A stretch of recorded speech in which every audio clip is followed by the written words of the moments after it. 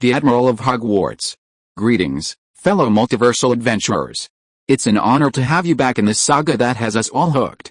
Official channel statement: this story is 100% epic fiction, so please don't attempt real magic. The results aren't guaranteed and insurance won't cover it. The rights to this masterpiece belong entirely to its brilliant original author. We are just a barge sharing it with you. Do you want to keep being part of this amazing community? Join our ninja army of subscribers on YouTube and give this content a like. And for true fans, our Patreon has exclusive ninjutsu waiting for you. Chapter 151: Halloween Party. When the scent of pumpkin filled the entire Hogwarts castle, Halloween arrived. Everyone in the school was happily preparing for the upcoming holiday feast. Naturally, at this time, various rumors about the Halloween feast began to fill the entire school. For example, regarding the question of what program Professor Dumbledore had prepared for everyone at this Halloween dinner, rumors circulated in the school about a banshee choir, a skeleton dance troupe, and even the Weird Sisters. There were even dozens of guesses about the dinner menu, but unlike the previous guesses about the programs, everyone unanimously believed that, like last year's Halloween, this year's Halloween menu would also be pumpkin-centric. After all, pumpkins and Halloween are a perfect match. For example, the pumpkins Hagrid had previously grown were skillfully carved by the house elves into jack-o'-lanterns and placed in many places around the school. Those lanterns were so large that 3 people could sit inside them. In addition, some bats emitting colored light that Hagrid had prepared also added a lot of color to this Halloween feast. Those were a kind of magical creature Hagrid bought from Nocturne Alley, originally from the Far East, which used various lights as their food. Hugo and the others had even gone to Hagrid's hut to help him feed these little guys with lit lanterns. Each house also has its own arrangements after the Halloween party ends. Just as they were about to attend the evening banquet, Ravenclaw Prefect Penelope reminded everyone in the common room, for example, our house's arrangement this year is a story night. Everyone will gather together to tell ghost stories. We will give the winners some small gifts as prizes. Sounds a bit exciting. After hearing Penelope's words, Venedo's eyes lit up with excitement. Let me think. I have many scary stories circulating in southern Sicily here. They're ghost stories, not scary stories. Looking at Venedo's excited face, Hugo had to warn her through the Admiral network. So you'd better filter your stories, instead of telling everyone some real-life cases that are not suitable for children. Seriously, spraying bullets in the streets with a gun or blowing people into bloody fireworks with a bomb is more interesting than those fake ghost stories in my eyes, and it can also scare these little devils into wetting their pants. After hearing Hugo's words, Venedo muttered a few words, but then agreed to his request. Okay, I promise to tell traditional Italian ghost stories. On the way to the Great Hall, Hugo and the others discovered that in addition to the large jack-o'-lanterns, many fist-sized paper jack-o'-lanterns were hung in various places in the school. Receive cash, red envelope. Read books to receive cash. Follow the Wetchet public account, Book Friends Basecamp. Cash coins are waiting for you, but unlike those large jack-o'-lanterns with candles or oil lamps in the middle, these small jack-o'-lanterns were simply enchanted to make them glow. And various candies were placed inside the jack-o'-lanterns for the students to taste. I didn't see these last year. After taking a piece of chocolate from a small jack-o'-lantern hanging on the staircase railing, Hugo turned to Hermione and the others and said, "After all, wizards don't have the traditional custom of trick-or-treating. I don't know how they thought of this trick this year, because this is what I suggested to Headmaster Dumbledore." Just as Hugo finished speaking, Professor Quirrell, wearing a blue wizard robe, walked over from behind and said, "Before holding this kind of large event every year, the headmaster will consult each professor for suggestions on the event, and this year I introduced the custom of trick-or-treating in the Muggle world to the headmaster, and suggested placing some candy in the school. The headmaster was quite interested in the opinion I put forward, so he voted on this issue at the previous faculty meeting. Obviously, everyone was quite supportive of this approach, which doesn't cost much money but can greatly enhance the atmosphere. So the situation has become what it is now." Did every professor put forward their own opinions at that meeting? Hearing Quirrell say this, Hugo asked curiously. Then what kind of opinions did the other professors put forward? Like those professors who have worked here for a long time, they often put forward the old ways, such as Professor McGonagall's decoration of the Great Hall, and Professor Flitwick's arrangements here. Quirrell shrugged and said, "Of course, this year we rejected Professor Lockhart's so-called Halloween spectacular plan. He originally planned to perform the stories from his novels at the banquet this year. Oh my god. That guy really likes to show off too much. Hermione said with an incredulous look. I really don't understand, those things are clearly just. Speaking of this, Hermione looked around at the surrounding students. After discovering that those people were not too close to her and couldn't hear what she was saying, she lowered her voice and said, those things are clearly just stolen by him. How dare he brag like this? Usually, there's nothing abnormal about this. I've seen many people who believe in their own lies, and even think that the stories they make up are true. Quirrell also lowered his voice and said to Hugo and the others, I think Lockhart should be in this situation. Think about how much he has cheated outside through these stories. Isn't it normal to become addicted to cheating in this situation? Thinking that Lockhart had obtained a lot of benefits through various deceptions, Hugo and the others immediately felt as uncomfortable as if they had eaten a fly. However, after eating some candy that Quirrell handed over, they quickly recovered their happiness. After everyone entered the Great Hall, the banquet quickly began. The entire hall was decorated with lights and candles, and the tables were filled with various gold utensils, which presented a golden halo under the light of the candles, looking very attractive. After seeing that everyone was in place, Dumbledore stood up and waved the Elder Wand in his hand. In an instant, most of the lights went out, leaving only some light sources concentrated on the platform at the front of the hall. Then, a slightly ethereal singing voice came from the illuminated floor. A few seconds later, a pearly white, translucent head emerged from the floor, followed by the entire body.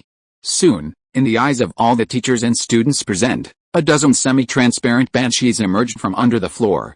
At the same time, they climbed upwards while singing a song that sounded very ethereal. Because of the banshees' slightly ferocious faces, many timid first-year wizards screamed directly. But most people at this time enthusiastically applauded to welcome the Banshee Choir, which is very famous in the wizarding world. Dumbledore actually invited the Banshee Choir. This is really great, Cho Chang clapped and introduced to the surrounding students who didn't know much about the situation. This is the top classical singing group in the entire European magical world. After all the banshees emerged from the floor, they quickly flew around above the hall, forming various formations, while constantly chanting a song that sounded slightly sad. Soon, the hall quieted down, and everyone quietly listened to this beautiful song. Chapter 152 First Attack. It was obvious that the banshees weren't singing in English. Fortunately, after listening carefully to a few lines of the chant, Hugo quickly discerned that the banshees were chanting in Latin. The song they were singing was a ballad narrating the sorrowful love of a couple separated by death due to an accident. At the same time, the banshees singing possessed a certain magic. As they chanted, a large amount of silvery blue mist appeared around them. Soon, these mists transformed into various scenes and human figures, beginning to act out the story told in the song. In this way, although the vast majority of people sitting here didn't understand the lyrics of the song, they could roughly understand the content through the artistic conception conveyed by the melody and the surrounding illusions. Once the song was finished, the members of the Banshee Choir bowed to the surroundings and then retreated back underground. Applause thundered in the hall. Everyone expressed that they had never seen such a wonderful performance before, and Hugo strongly agreed with their views. In his opinion, this was much better than the operas his parents had taken him to. That was truly a touching story, Professor Dumbledore said, stepping up to the stage and raising his hand to wipe away the tears welling up in the corners of his eyes. I imagine you wouldn't want to hear this old man ramble on and delay your dinner. So, let us celebrate to our heart's content and eat heartily. As soon as Dumbledore's words as headmaster fell, all sorts of exquisite foods appeared on the tables. Feeling extremely hungry, Hugo immediately scooped some beef stew with potatoes from the plate in front of him into his bowl, then picked up his spoon and began to eat. The taste is indeed good. Harry and Ron are definitely going to regret it, Hugo said to his sister while eating various dishes he liked. He had specifically observed the Gryffindor table when he entered the Great Hall, and as expected, he found that Harry and Ron were not there. I imagine the ghost party must have its own characteristics, Hermione said, swallowing the grilled salmon in her mouth after hearing what Hugo said. It might not be as lively as here, but there might be things you wouldn't see at this Halloween feast. There really are things you wouldn't see at a Halloween feast, but they aren't good things, Veneto, sitting to Hugo's left, said, turning his head after hearing Hermione's words. I found a notebook from a traveler more than 300 years ago in the small library in our common room. Although it doesn't contain much hard knowledge like spells or potion recipes, it does record a lot of news that ordinary people have almost never heard of. For example, this predecessor was once invited to a Death Day party, which basically no living person has ever seen, and left a relatively detailed record. Looking at Hermione's curious gaze, Veneto explained in detail, according to this notebook, hundreds of ghosts often gather at Death Day parties. So such occasions are as cold as an ice cellar. That does sound a bit terrible. Is there anything else besides that? After hearing Veneto's words, Hermione shivered subconsciously and asked, "There's nothing else special. In fact, the activities that those ghosts do when holding such banquets are not much different," Veneto said, tilting his head to think for a moment. "Oh, right. At those parties, all the food prepared by the ghosts is burnt or rotten. After all, they don't have physical bodies, so they can only feel a little bit of the taste of the food through the strong smell. In other words, Harry and Ron need to endure the cold and hunger tonight," Hermione said with a look of pity on her face. "They really are miserable this time, but why didn't you remind them when Harry came over that day?" "I wanted to remind them at first, but then I thought about it and decided against it," Veneto shrugged and said. After all, it was an invitation extended to him by the ghosts of Harry's house, and Harry had already agreed. Telling them these things in this situation where they couldn't back out, I think, would only make them feel bad these few days and wouldn't have any other meaning. What you said does make a lot of sense." After hearing Veneto's words, Hermione rubbed her somewhat messy hair and said, "Now, I just hope they can find enough to eat to avoid going hungry all night." After everyone had eaten and drunk until they were almost full, the banquet came to an end.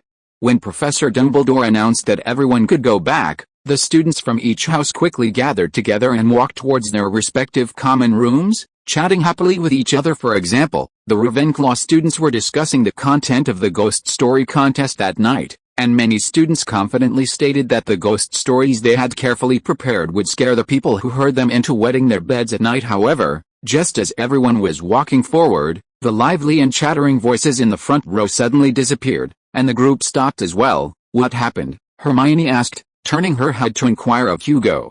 "Why isn't everyone continuing to move forward? I think something might have happened up ahead." Hugo guessed what had happened in front. "We can go up front and see what exactly happened." After speaking, Hugo squeezed to the front with the two ladies, and then saw a somewhat terrifying scene. Between two windows, on the wall 1 foot above the ground, some writing was smeared in blood, shining faintly in the light of the burning torches. "The Chamber of Secrets has been opened. Enemies of the air, beware." And below this slogan, Mrs. Norris, the caretaker's favorite cat, was hung on the torch bracket, her body as stiff as a board, her eyes wide open, staring straight ahead. However, unlike in the original book, there was no accumulated water in the corridor, and it looked as dry and flat as the floor in other places next to the cat. In the center of the corridor, Harry and Ron stood there alone.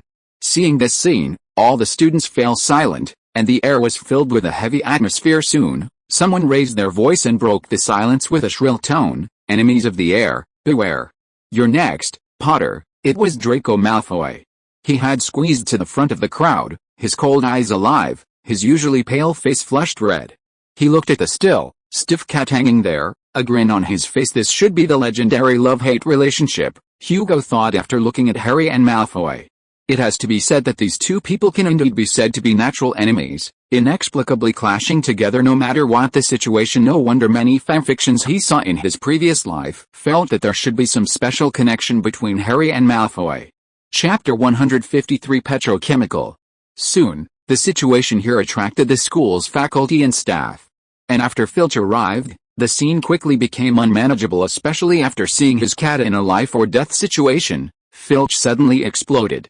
He cried out loudly, while accusing Harry of killing his cat. Fortunately, Headmaster Dumbledore and the other professors quickly arrived, then removed the cat from the shelf, dispersed the students who were watching, and took Harry and Ron with the professors to Lockhart's office. After the professors left, the students immediately returned to their original noisy state, except that the topics of discussion were all focused on the Chamber of Secrets or monsters. Clearly there was no water in the corridor today. How did that cat escape death? Veneto asked Hugo with some confusion through the Admiral network, because cats basically don't look up when they walk.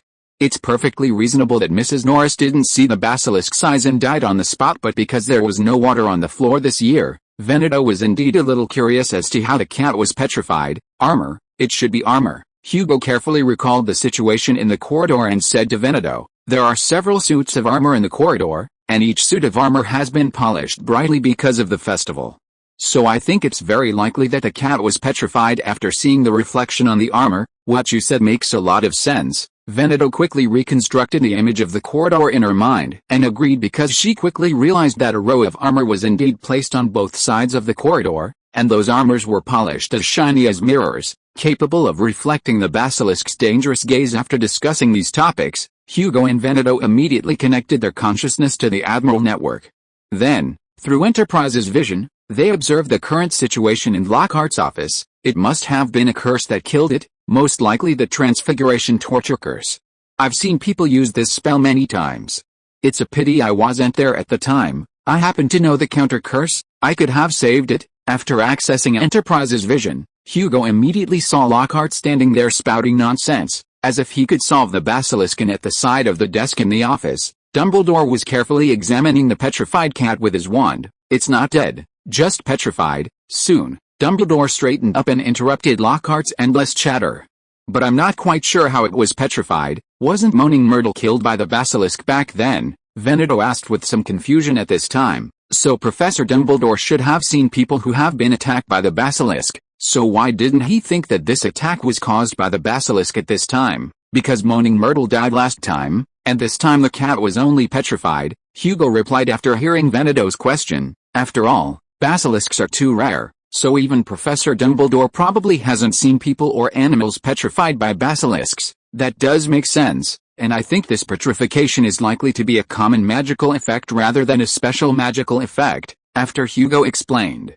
Veneto immediately thought of some details in the original text, so the petrification of these people can be reversed by a common potion like Mandrake. Just as Hugo and Veneto finished chatting and refocused their attention on Enterprise's perspective, Filch had ended his accusation against Harry. However, apart from Snape wanting to punish Harry because of his prejudice against Harry, the others didn't think that young wizards like Harry and Ron could petrify a cat to this extent, and rejected Professor Snape's plan to punish Harry. We can cure it, Filch. After discovering that no one would be punished for this matter, Filch became uncontrollably furious. Professor Dumbledore had no choice but to quickly comfort the caretaker. Madame Sprout has recently acquired some mandrakes. Once they grow to maturity, I have a potion that can bring Mrs. Norris back to life. Why don't we buy petrification cure potion on the market? Lockhart was just about to show off something at this time, but his words were interrupted by Enterprise before he could say them. After all, waiting for the mandrakes to mature will take more than half a year, which is a bit too long. Miss Halsey, I think your grades in herbology and potions should be good as a former Auror, Snape said coldly. So theoretically speaking, you must know that only mandrakes that are less than 48 hours old after being picked can be used to make petrification cure potion. But because mandrake is the main ingredient of many potions and the application range of petrification cure potion is too narrow, it is basically impossible to buy petrification cure potion on the market. You're right, Mr. Snape, Enterprise nodded and then said. But what you said should refer to not being able to buy this powerful petrification cure potion on the regular magic market in Britain. However, I now know several channels to buy this powerful petrification cure potion. What Enterprise said was not a lie. With the help of the British, American, and Soviet shipgirls, Hugo and his team have initially built a logistics system spanning Europe and the United States. Of course, the materials flowing in this logistics system may not comply with the wizarding laws of certain countries, but it allows Hugo and his team to collect various magical materials that ordinary people can hardly obtain. Although powerful petrification cure potion with mandrake as the main ingredient is very rare, it is not very difficult for this multinational logistics system to collect 3 or 5 bottles in a week. This is why Enterprise dares to say in front of a group of professors and the headmaster that she can get this precious potion. How much does a bottle cost? After Enterprise's voice fell, Professor Dumbledore directly asked. He was not surprised why Enterprise would have this channel. After all, Aurors would always have some special channels that they could not put on the table to obtain information or materials at the same time. Filch also looked at Enterprise with a hopeful gaze. 120-130 galleons, Enterprise quoted a number and explained, of course, this price is basically 3 times the normal price of this potion. But you should also know about this type of channel. Understood, Miss Halsey? Dumbledore raised his right hand to indicate that he knew what Enterprise was talking about, and then looked at Filch with an apologetic expression. I'm sorry, Filch, I think your cat may have to wait for a while before it can be unpetrified, because it's difficult for me to convince the board of directors to pay for it. Professor Dumbledore's words were also very reasonable. After all, If the school's mandrakes are used to make potions, both the consumables and labor costs are already included in this year's school budget, but if you want to buy this potion additionally, you must apply to the board of directors for payment. Chapter 154 Chamber of Secrets.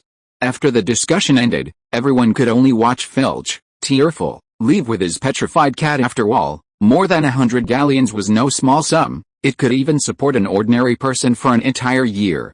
It was absolutely impossible to get the Board of Governors to approve such a large sum of money to save a cat. After watching what happened in Lockhart's office, Hugo and Veneto immediately disconnected from the Admiral network. By this time, they had already entered the Ravenclaw common room, and almost every student around them was discussing the sentence on the wall and what had happened to Filch's cat. Fortunately, a few minutes later, Professor Flitwick also came up from the trapdoor and told everyone that Filch's cat had only been petrified, and that they already had a way to free the cat from petrification. After hearing the good news from their head of house, the Ravenclaw students quickly relaxed and held the house's internal ghost story competition as planned. In the end, Veneto won the championship with a series of stories about hauntings on a warship. After everyone had had their fun and gone to bed, Hugo gained a destiny point for the plot change.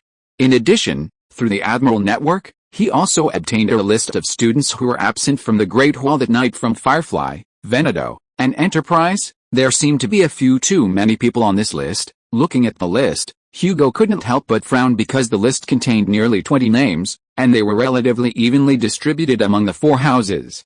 More importantly, Hugo was basically unfamiliar with these people, but these people certainly didn't attend the Halloween feast, Enterprise said at this time, and according to what I know, many of them have very good reasons. For example, Gryffinder's Lavender and her roommates have had severe colds for the past 2 days, so they had to ask for leave to rest in the dormitory. Only Ginny was forced to attend the dinner tonight after her brothers force-fed her a bottle of cold potion. To make matters worse, Parvati passed a cold on to her sister Padma, Veneto interjected at this time. So you see, the people in her dormitory went to bed as soon as they returned from the dinner tonight, because even after drinking the medicine, they are much more tired than when they are healthy. Damn climate, Hugo muttered softly. Originally, he could have narrowed down the range of suspects by who didn't attend the Halloween feast, but now, although the range of suspects has indeed been narrowed down, there are still dozens of people on the list. Then the difficulty of catching the mastermind behind the scenes has suddenly increased by more than one level. After all, the flu is highly contagious, and even wizards with magic cannot escape it. Although the specific situation in Slytherin is unknown, collective colds have occurred in entire dormitories in Ravenclaw, Hufflepuff, and Gryffindor, which is also an important reason why so many people did not attend the feast tonight. Next, we can only analyze them one by one. After repeatedly looking at the list several times, Hugo finally had no choice but to make a decision for a protracted war. I believe that after the first attack, that guy will attack repeatedly. With prior preparation, we can always catch him in the act. The next morning, everything basically returned to normal, except that for several days in a row, the students' topic of conversation when they met was nothing else but the attack on Mrs. Norris. However, because this time it was just Filch's unpopular cat that was petrified, not many people felt panic. Of course, Filch's performance also repeatedly reminded everyone of this matter. He often paced back and forth in the place where Mrs. Norris was attacked, as if thinking that the attacker would come again. Enterprise once offered to help him erase the words on the wall, but was rejected, because Filch seemed to think that once these words were erased, his cat might be forgotten by everyone and never come back to life. After being rejected by Filch, Enterprise could only shrug and let him go. After all, at this time, this wall attracted the attention of all the teachers and students in the school, and showing too much concern for this wall was not a good idea.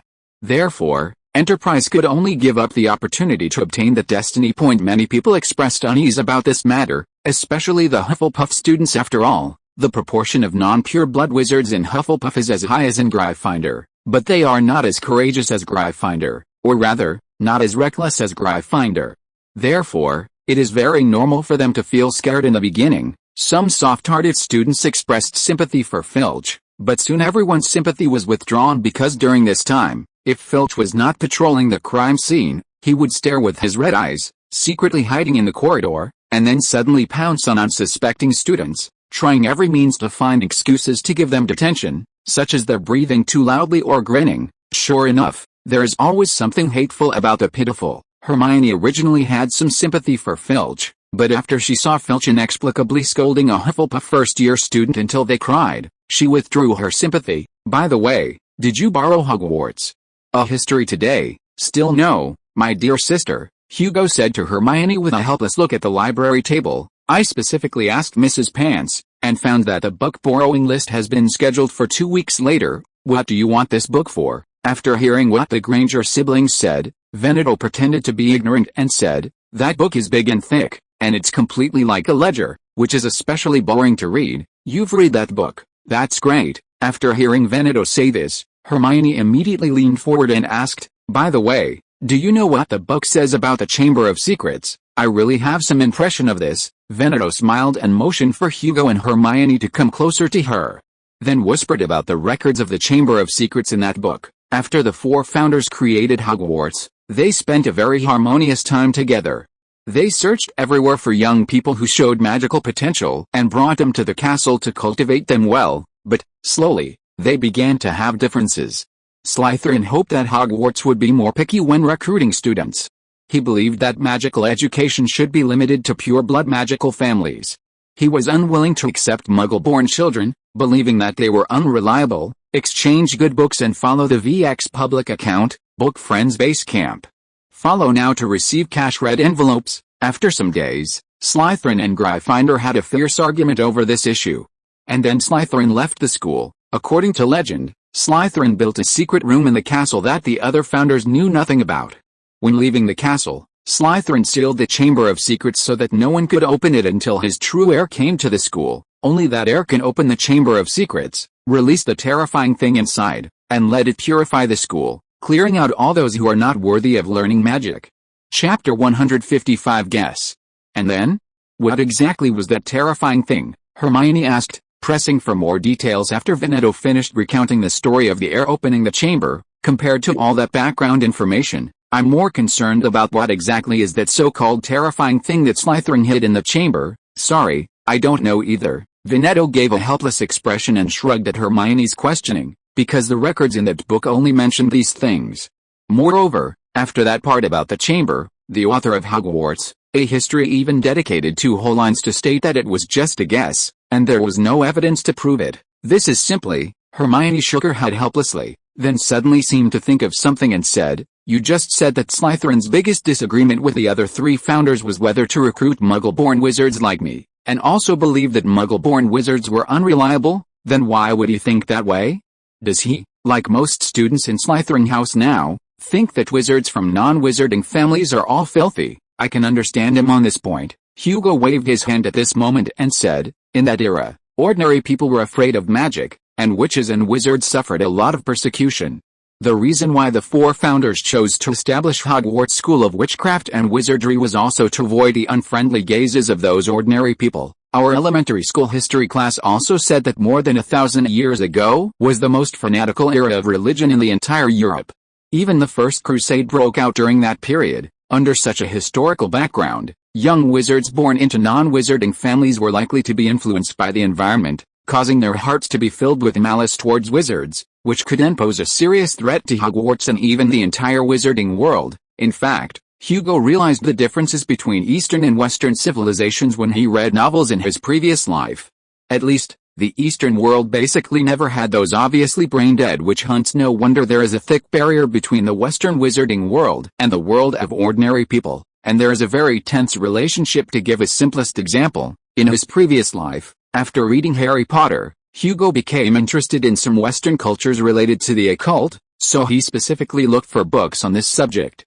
As a result, he borrowed a rather famous book from that era, Malleus Maleficarum. After reading the contents of the book, Hugo also realized how cruel those people in ancient Western were in this regard. For example, the book stated that if you wanted to judge whether a person was a witch, you could throw them into the river. If they floated, they were guilty. If they sank, they were innocent. In this way, anyone who was accused would 100% be unable to escape death. This history that lasted for hundreds of years naturally became a knife stuck between wizards and ordinary people in the Western world. Because of this reason, there appeared people like Grindelwald or Voldemort on the wizarding side who hoped to rule ordinary people, and there also appeared anti-wizard organizations like the Second Salem among ordinary people. Yes, the Second Salem. Although at the beginning this organization was only the revenge of those squibs and descendants who were purged from the magical world against the magical world, after several generations, this organization basically transformed into a powerful Muggle organization against magic. If you put it that way, Slytherin's thoughts at the time are not incomprehensible, Hermione said with a somewhat tangled expression after thinking for more than 10 seconds. But what exactly is the terrifying existence in the so-called chamber? Could it really be what he prepared back then in order to eliminate those useless wizards from Muggle families in the school?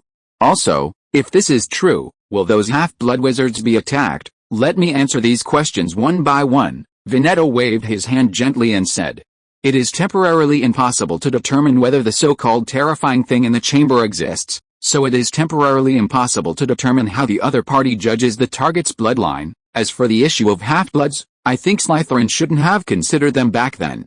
After all, given the relationship between Muggles and wizards in that era, there should have been basically no mixed families, so that's how it is." After listening to the explanations of Hugo and Veneto, Hermione nodded thoughtfully. However, in the magical history class the next day, she still asked Professor Binns the same question, hoping to find out some extra information.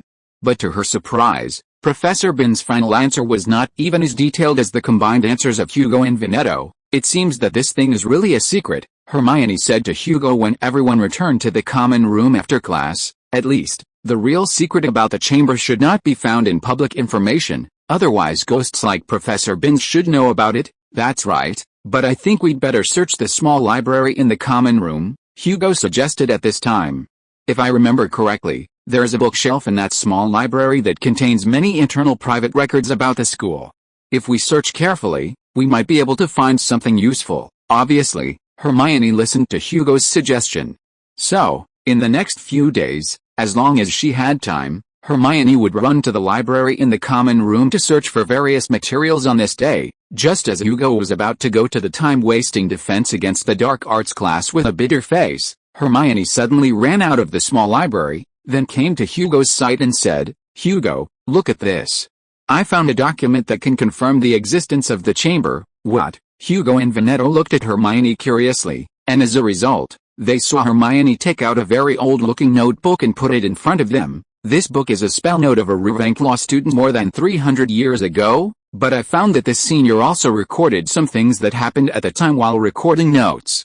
For example, here, saying that." Hermione turned the book to a certain page and pointed to the content on it. "This is a record from March 1665, saying that a Muggle-born wizard in the school died inexplicably, and the record in May shows that the matter was dropped under the intervention of the school, but the Ravenclaw students at the time felt that the monster in the chamber should have caused this death. The record is still too vague." After reading the paragraphs pointed out by Hermione, Hugo shook his head and said, "Because this record doesn't say how the victim died, and you see, in the end, they only suspected that the monster in the chamber caused this death, but there is no definite evidence." "That's right," Veneto also nodded, "not to mention that this record doesn't say anything about the specific circumstances of the deceased's death, and in this case, it is impossible to analyze the cause of death at all. More importantly, that time happened to be the period of the plague in the Muggle world outside. So, too many deaths made the death of this deceased very simply ignored by these wizards. If you are listening to this novel on a channel other than Fanfic World, it means it was downloaded and re-uploaded without effort. We warmly invite you to visit our channel, Fanfic World. There you will find the original version of this story and many other novels of various genres. We look forward to seeing you dive into a world of incredible novels. Chapter 156 Plan. The fact that the records didn't mention the cause of death for this deceased person didn't strike anyone as odd, because it was the era of the Black Death, where tens of thousands died in London alone, making life very cheap in such circumstances. The death of a Muggle-born young wizard with no relatives in the magical world naturally wouldn't attract anyone's attention, so, after a simple analysis, Hermione could only helplessly follow Hugo and Veneto to class because besides proving that there was indeed something evil and dangerous at Hogwarts, this information didn't provide everyone with any more new information.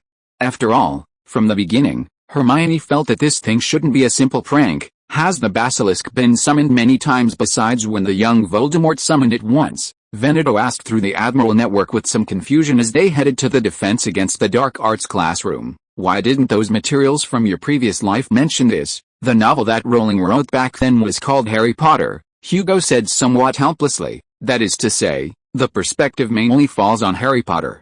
And those people and things that are not closely related to the protagonist will naturally be ignored. For example, the matter of the basilisk going out for a stroll many times is like this.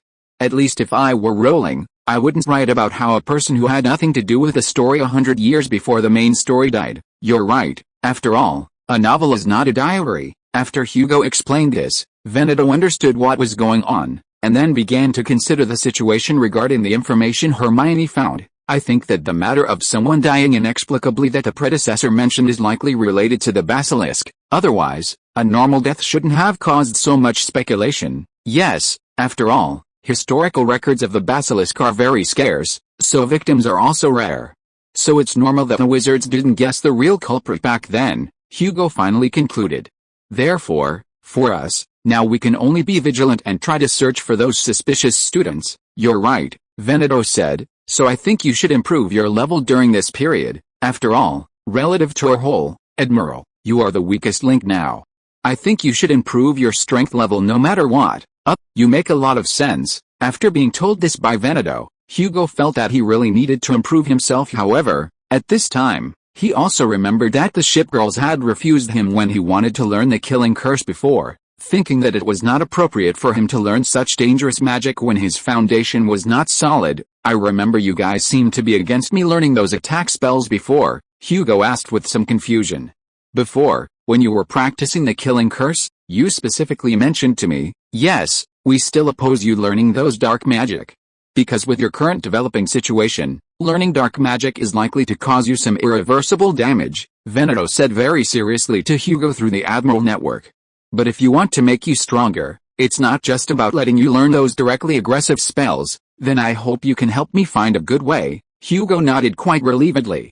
At least he knew that the ship girls would never harm him. On the other hand, after ship girls like St. George, Salem, and Indomitable, who possessed mysterious powers, joined, he believed that the ship girls should be able to bring him a complete strength improvement plan. Just after Hugo and Veneto finished chatting in the Admiral network, the group appeared at the door of the Defense Against the Dark Arts classroom. Book benefits, give you a cash red envelope. Follow VX Public, Book Friends Basecamp, to receive. This year, Defense Against the Dark Arts once again topped the list of Hogwarts' most unpopular courses, and it could even be said that Lockhart's image was even worse in everyone's minds than last year's Garlic Voldemort. Since the disaster with the Cornish pixies, Professor Lockhart had never brought live creatures into the classroom again. Now, he reads large sections of the books he wrote to the students, and sometimes even acts out some dramatic scenes. As a result, at least the Ravenclaw students had recognized Lockhart's true face, and naturally they were unwilling to cooperate with his performance. Unfortunately, Lockhart sometimes felt too good about himself. Therefore, he regarded Ravenclaw's disgust as shyness because of his professorial status. Those Ravenclaw students who were forced to go up could only reluctantly cooperate with him to perform those little stage plays that made people feel extremely embarrassed. Damn, we're late today. As soon as she entered the classroom, Hermione shook her head helplessly when she saw that the back of the classroom was full, and then she could only sit with Hugo and the others in the front of the classroom. However, Veneto seemed a little active at this time, as if she was preparing something. I really don't understand why we have to learn this in Defense Against the Dark Arts class. After sitting down in her seat, Hermione flipped through the textbooks that she had never used in class and complained to Hugo, at least the Royal Central School of Speech U0026 drama is much better than him in this regard, but this class has a good thing, there aren't many assignments, so it can leave us enough time for self-study. Hugo shrugged and said, at least a poem, a 14-line sonnet, only takes a dozen minutes to write, but a 4-foot-long essay may take more than an hour to complete. I would rather write an essay for more than an hour than write those poems praising a liar. Hermione spat out these words through her teeth. At this time, Lockhart also walked into the classroom from outside. It has to be said that Lockhart has a certain obsession with dressing himself up, but it is difficult to compliment his taste in clothing. For example, today he wore a bright yellow robe that could blind people's eyes to class, but it is undeniable that if you ignore the overly exaggerated taste in clothing, Professor Lockhart is still quite handsome. This is an important reason why he can become a successful liar. After all, for most people, being handsome is always easier to gain everyone's trust than those who look like rats. It's so good to see you again. Lockhart, as if with springs under his feet, walked to the podium and said to the students, then took out a piece of parchment and showed it to everyone. In the last poetry creation assignment I gave you about how I persuaded a vampire to eat carrots, one student irreplaceable won excellence. As soon as Lockhart's voice fell, all the Ravenclaw students in the classroom immediately looked at each other. Because they couldn't believe that anyone would do such a boring thing. Trust me, this is just a sacrifice. For our next plan, Veneto explained to Hugo with live language across the aisle at this time, then turned her head, raised her face slightly, and looked at Lockhart with an impeccable expression of adoration. Chapter 157 Sign. It must be said that as a ship girl from the Italian Royal Navy, Veneto's literary accomplishment is impeccable, at least for Hugo. If you ignore the flattering content about Lockhart in this poem, the whole poem can be said to have a certain artistic value. Obviously, as a best-selling novelist, Lockhart has a fatal flaw in his casting ability, but his literary appreciation level is definitely not low. That's why he seemed so excited when he saw this poem. Yes, it's you, Miss Veneto. I'm going to add 10 points to Ravenclaw. After reciting the poem with deep emotion, Lockhart's face flushed with excitement, and then he reached out and made an inviting gesture to Veneto. Of course, I also want to give you another gift. That is to invite you to be the protagonist of my performance today, a banshee. I'm very honored, Professor Lockhart, Veneto said, stood up and walked onto the stage, and then performed according to Lockhart's instructions. Well done, Veneto, so much like it, and, believe it or not, I rushed past her from the side like this, just like this, and then used the spell to banish the undead, like this. I held my wand tightly with both hands, and then step by step I forced her closer to a mirror. Then I slowed down and used the remaining strength to cast a very complicated sealing spell. She let out a miserable scream. Veneto, keep screaming, a little higher in pitch. Very good, now she is completely sealed in that mirror. Simple and effective. Another city will forever remember me, the hero, who freed them from the daily panic of being attacked by banshees. The bell rang, and Lockhart stood up. Homework, write a poem about my victory over the banshee. The best one will get several copies of Magical Me signed by the author, and the poem may also be included in the new edition of the appendix to Magical Me. When Lockhart announced that everyone could leave the classroom, everyone had a painful expression on their faces and rushed to the door. Only Veneto took a deep breath and put on that impeccable adoring expression again, then walked towards Lockhart with a paper and pen in her hand. Is Veneto crazy today? After leaving the classroom, Hermione asked her brother while standing at the corner of the corridor waiting for Veneto to come out. I clearly scolded Lockhart, the liar, with her when I was lying in bed last night. Why did she write such a poem for Lockhart today? Well, I'm not sure about the reason, Hugo turned to his sister and said, then lowered his voice, but I believe there must be a reason. After all, Veneto also knows Lockhart's true face, so she wouldn't really regard him as a great adventurer. Sure enough, after waiting outside for less than a minute, Veneto walked out of the classroom humming a song, while holding a piece of paper in her hand. Veneto, what's up with you today? Hermione stepped forward and asked, but before she could finish her question, Veneto waved the piece of paper in her hand happily and said, look, with this note, we can borrow books from the restricted section. Borrowing books, Hermione murmured in confusion, then took the note and looked at it. It said something about borrowing a book called Transfiguration in Combat, and at the bottom of the note, Lockhart signed his name in cursive. You know, the petrification of that cat is a very dangerous sign, Veneto explained while Hugo and Hermione were looking at the note. So we must learn something to protect ourselves. Unfortunately, we are not those pure-blood wizards who have many family magic spells to learn. So if we want to learn some protective magic, we must find a way to get books out of the restricted section. But with our current age and magic level, learning those pure combat magic is not very safe. So after consulting several senior students, I chose this book as the goal of our study during this period. No wonder you were able to endure the discomfort in your heart and write that kind of hymn. After listening to Veneto's explanation, Hermione immediately understood.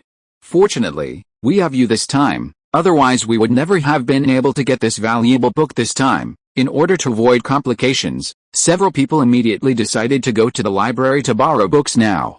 As for how to learn, it was even simpler. They believed that Enterprise should be willing to lend a helping hand at this time to help them master the knowledge in the book. After entering the library, Hugo and the others subconsciously lowered their voices. After all, Madame Pants, the librarian, hated people who spoke loudly in the library the most. Transfiguration in Combat. Looking at the note, Madame Pants read it with suspicion. then took the note from Venato's hand. Do you know that, theoretically, only students in the 5th grade or above can borrow this book? It's a little too early for you second-year students to borrow this book. Madam Pants did not immediately fetch the book while holding the note, but looked at Hugo and the others and asked, red envelope cash or coin? Red envelopes have been distributed to your account. Follow the WeChat official account Book Friends Basecamp to receive. It is indeed a little early, but we will study the contents of the book under the guidance of the professor, Hermione suddenly said wittily at this time. So please rest assured, we will definitely not encounter any danger because of this book. Maybe it was because Hugo and the others usually performed well, or maybe Ravenclaw students themselves were famous for pursuing all kinds of knowledge. So after listening to Hermione's explanation, Madam Pants raised the note to the light as usual to make sure that the note was not forged. After the note passed the inspection smoothly, Madam Pants strode through the tall bookshelves, and returned a few minutes later, holding a large book with various colors flashing on it like peacock tail feathers. Venato stepped forward to take the heavy book, bowed to thank her, and then quickly left the library with Hugo and the others. 5 minutes later, they appeared in the room of requirement. At this time, the room of requirement had been changed into a very nice reading room according to their requirements. The entire room was covered with a carpet like a soft lawn. In addition to the usual chairs and tables, there were also several soft cushions on the open space, and in the place against the wall, there was also a row of seemingly old bookshelves, and the bookshelves were also filled with various books. I Have a Date with Merlin, The Tales of Beedle the Bard. Looking at the pile of books in front of her, Hermione immediately walked to the bookshelf and looked through them. Unfortunately, these books were all literary books, and there was not much content related to magic. Okay, let's take a look at this book first. After everyone roughly understood the current situation of the room of requirement, Venato stepped forward and opened the book on the desk. In an instant, a hand made of paper holding a wand also made of paper suddenly rushed out from the open page, and then began to make movements, and a voice also came out from the book. Real 3D stereoscopic book? After seeing this scene, Hugo complained. Chapter 158 Books and Teachers. In the world of wizards, many books are not just simple carriers of knowledge, but contain internal power and various magical effects. This is why many books in the wizarding world are very expensive, as even with the help of magic, these special magic books can only be produced manually on a small scale. As a result, the price of books will naturally not be cheap. In addition, the reason why books are so expensive is that, in addition to the inability to achieve large-scale production to spread costs, these magical books with special effects require higher quality and more expensive materials. However, these expensive books can also provide readers with unprecedented experiences and help them better grasp the knowledge in the books. For example, the book Transfiguration and Combat in front of Hugo and his friends is like this. The hand that stretched out from the book just now is a special effect of this book. When the reader points to a certain spell, the book will demonstrate a casting gesture and recite the magic spell that goes with it. Looks quite interesting. After seeing this, Hugo and his friends became more interested in this book. Soon, they turned to the first page of the book and started reading from the beginning. Contrary to what they had imagined, this book placed in the restricted section was not as complicated as they thought. Or rather, this is not a magical theory book, but a practical operation book. Except for a few spells that are not on the textbook, most of the book is content from the textbook, and the core of this book is to teach readers how to make good use of those transfiguration spells in order to achieve various magical effects in battle, terrain transformation, animating objects, material transformation, human body transformation. As they browsed the contents of the book page by page, the three people present all realized the value of this book. Of course, from the slightly bloody illustrations accompanying the words, they also realized why this book was placed in the restricted section. This is indeed a dangerous book. If those with weak minds learn the contents of this book, they may cause accidental casualties due to the abuse of these spells, Hugo said with emotion after everyone had roughly read the entire book. Not only that, although most of the magic here comes from textbooks, some variations of high-grade magic may cause harm to the caster themselves when cast, Hermione said, turning the book to the part about human transfiguration. For example, if these spells that apply changes to a certain part of the caster's body are cast incorrectly, they are likely to cause irreversible damage to the caster, or even death on the spot. Don't worry, these spells require powerful magic to perform, and even if the spell is cast incorrectly, the required magic power will not be reduced by half, Hugo said to his sister with a troubled face after carefully reading the introduction of those dangerous spells related to human transfiguration. That is to say, Even if we use the correct incantation and standard gestures, it is impossible to release those dangerous spells, so there is no need to worry about the terrible consequences of backlash after casting the spell incorrectly. Hugo felt that this might be the reason why Mrs. Pants was willing to lend them the book. After all, compared to those high-grade students who might cause fatal consequences. Even if Hugo and his second-grade students messed around after reading the book, they would not be able to successfully release the magic and cause damage due to insufficient magic power. I feel that the difficulty of these things is more complicated than all the transfiguration magic we have learned before. After everyone turned to the location of the simplest magic recorded in the book at the very front of the book, Hermione shook her head and said, "If we only rely on self-study, we may not be able to learn even the simplest magic in a month. This means we need to find a teacher who can really teach us in this area, not a liar like Lockhart." Veneto tapped the table with a finger at this time and said, "Professor McGonagall is definitely not suitable, she is usually too busy. What do you think of Miss Enterprise?" "Enterprise. I think she will definitely be willing to help us." Hearing Veneto say this, Hermione immediately reacted, then closed the book, tucked it under her arm, and said, "It's better to act sooner rather than later. Let's go find her quickly and ask if she is willing to spend some rest time to teach us. Get cash. Red envelope reading books can get cash. Follow Watchet. Public account, Book Friends Base Camp. Cash coins are waiting for you. Teach you." 5 minutes later, Hugo and his friends sat obediently in front of Enterprise's desk, listening to what Enterprise said. "If it were someone else, I might not be willing, because you should know that I am a novice and need to spend some time strengthening myself. But for the sake of our friendship, I am willing to teach you these things on Tuesday and Thursday evenings." Speaking of this, Enterprise flipped through the book Transfiguration and Combat, and then commented on the book they found in the restricted section to Hugo and the others who were sitting there waiting. "The book you found, which is more than 200 years old, is really too old. In fact, many of the magic spells inside can be replaced by some newly invented simple magic spells." Enterprise, who has part of the Auror training memory, quickly evaluated the book based on the memory in her mind. According to her, the book is indeed very practical, but the only flaw is that it is too old. But if some old magic is replaced with new magic, then even Hugo and his second-grade students can find some magic that they can use. "Okay, let's do a test first, so that it will be convenient to arrange the courses later." After making the decision, Enterprise waved her wand to move the furniture in the office against the wall, leaving only 3 stools in front of Hugo and his friends. "Let's start practicing with the most basic transfiguration spell. Please turn these stools in front of you into the color I specify." The test lasted for more than 2 hours, from the simplest color change to partial transfiguration, and finally to the overall transfiguration.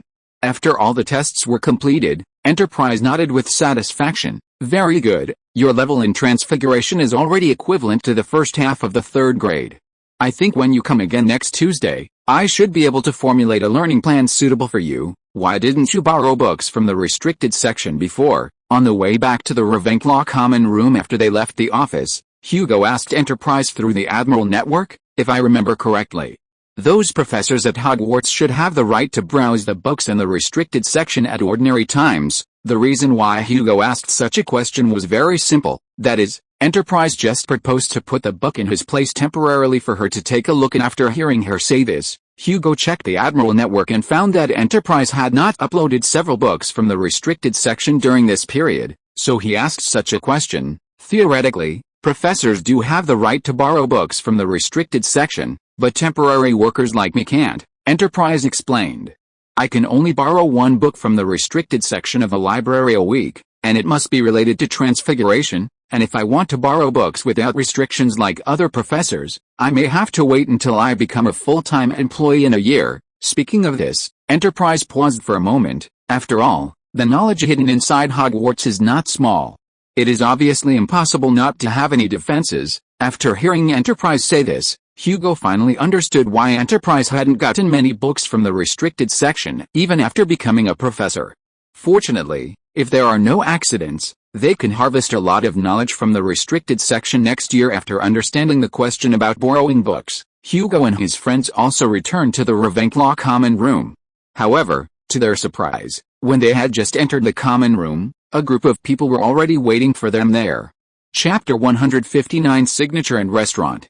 The Ravenclaw students in the common room waiting for Hugo and the others mainly wanted to ask them one thing. why Veneto had written such a purely flattering poem during the defense against the dark arts class, and after Veneto displayed Transfiguration in Combat, a book that should have been in the restricted section, everyone present immediately realized the reason she had done so soon. Rumors began circulating among the Ravenclaws that as long as you flattered Lockhart well, you could obtain restricted section permits from him, considering that a swarm of people asking Lockhart for signatures would easily alert him or other professors to the situation and cut off this avenue. The Ravenclaws quickly formed several small groups and began to cooperate, controlling the number of permits they sought from Lockhart each week to 2 according to some Ravenclaw upperclassmen. This approach probably wouldn't fool Professor Dumbledore. But if they could manage the degree of it, the headmaster would very likely turn a blind eye to their actions. After all, the Ravenclaws sneaking into the restricted section of a library at night could be considered a traditional custom of Ravenclaw. It would be an underestimation of the greatest white wizard to say that Professor Dumbledore was completely unaware. It's just that Dumbledore hadn't stopped this private activity. Why did we have to tell everyone this information? Veneto asked, somewhat puzzled. During some free time practicing with Enterprise? This makes it much harder for us to borrow books.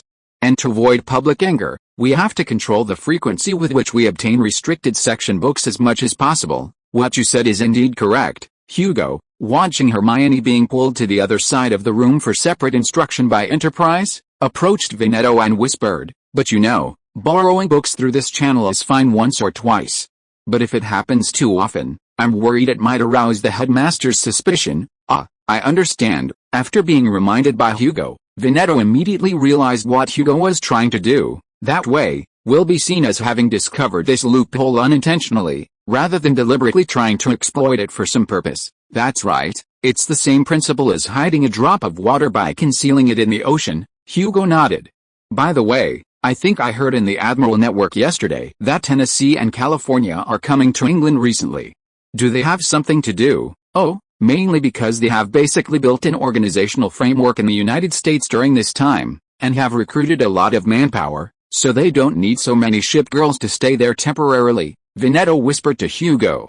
So they sent out the mobile forces they could spare to facilitate everyone's expansion in England, you know, because Grindelwald ravaged the whole of Europe back then but was blocked by Dumbledore outside of England. The British wizarding world didn't suffer the same tragic losses as other European countries.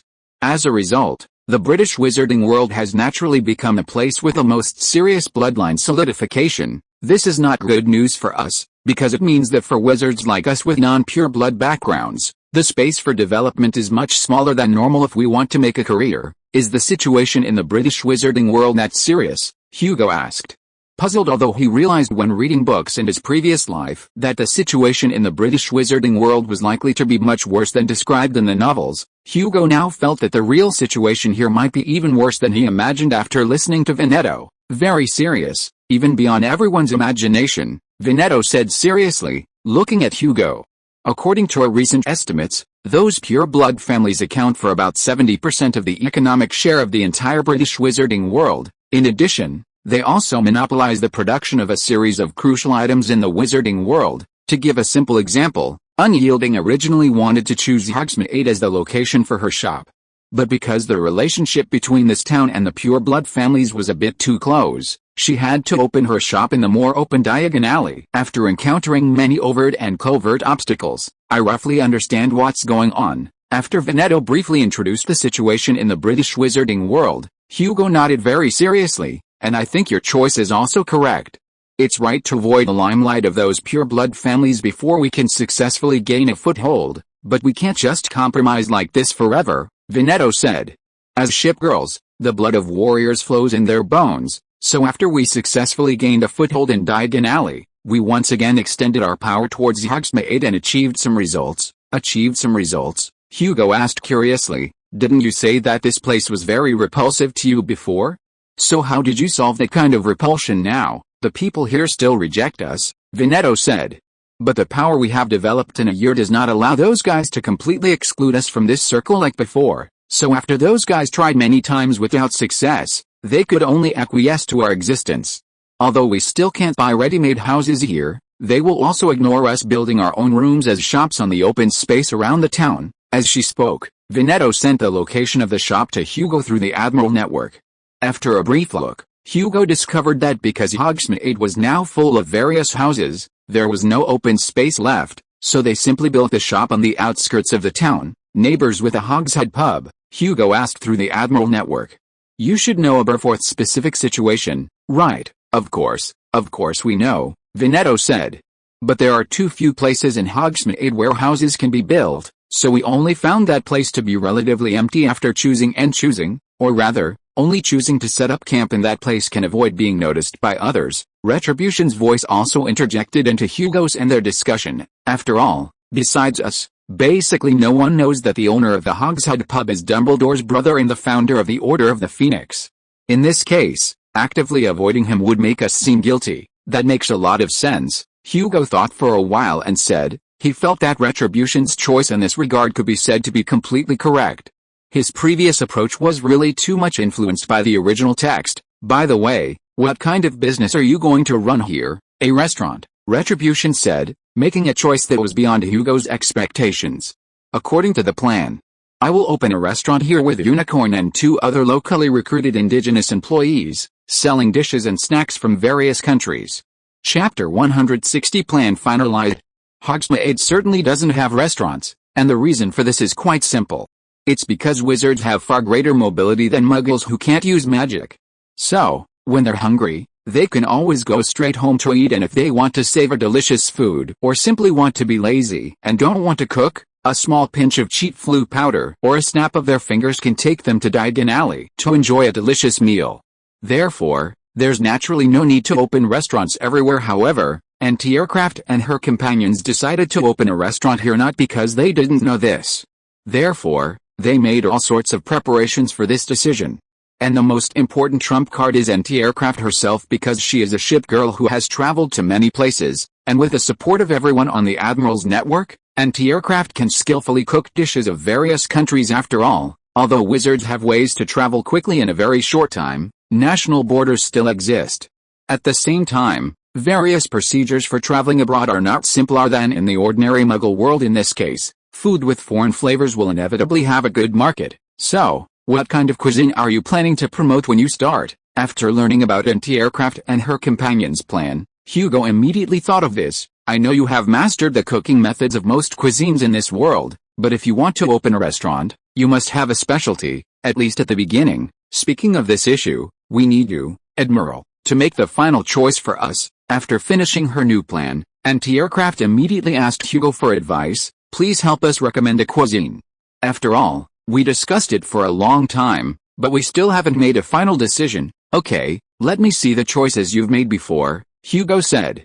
Soon, he received the options that Anti-Aircraft and her companions were currently facing through the Admiral's network. I really like Chinese food, but opening a Chinese restaurant in Hogsmeade is out of the question. Hugo crossed out one of the options on the list at the first opportunity. After all, people here accept dishes similar to orange chicken, chop suey, or chow mein. I don't want to leave the wizarding world with the impression that Chinese food is like this. The rejection of Indian curry is mainly due to another reason. After all, there are Indian restaurants everywhere in Britain now. Therefore, I think this kind of food that is already popular in Britain may not be able to attract the attention of those wizards. Soon, Hugo entered the selection state. Finally, when Enterprise and Hermione were about to finish talking, he successfully selected the business scope of the future restaurant. This one, Southeast Asian cuisine. Hugo finally made a choice.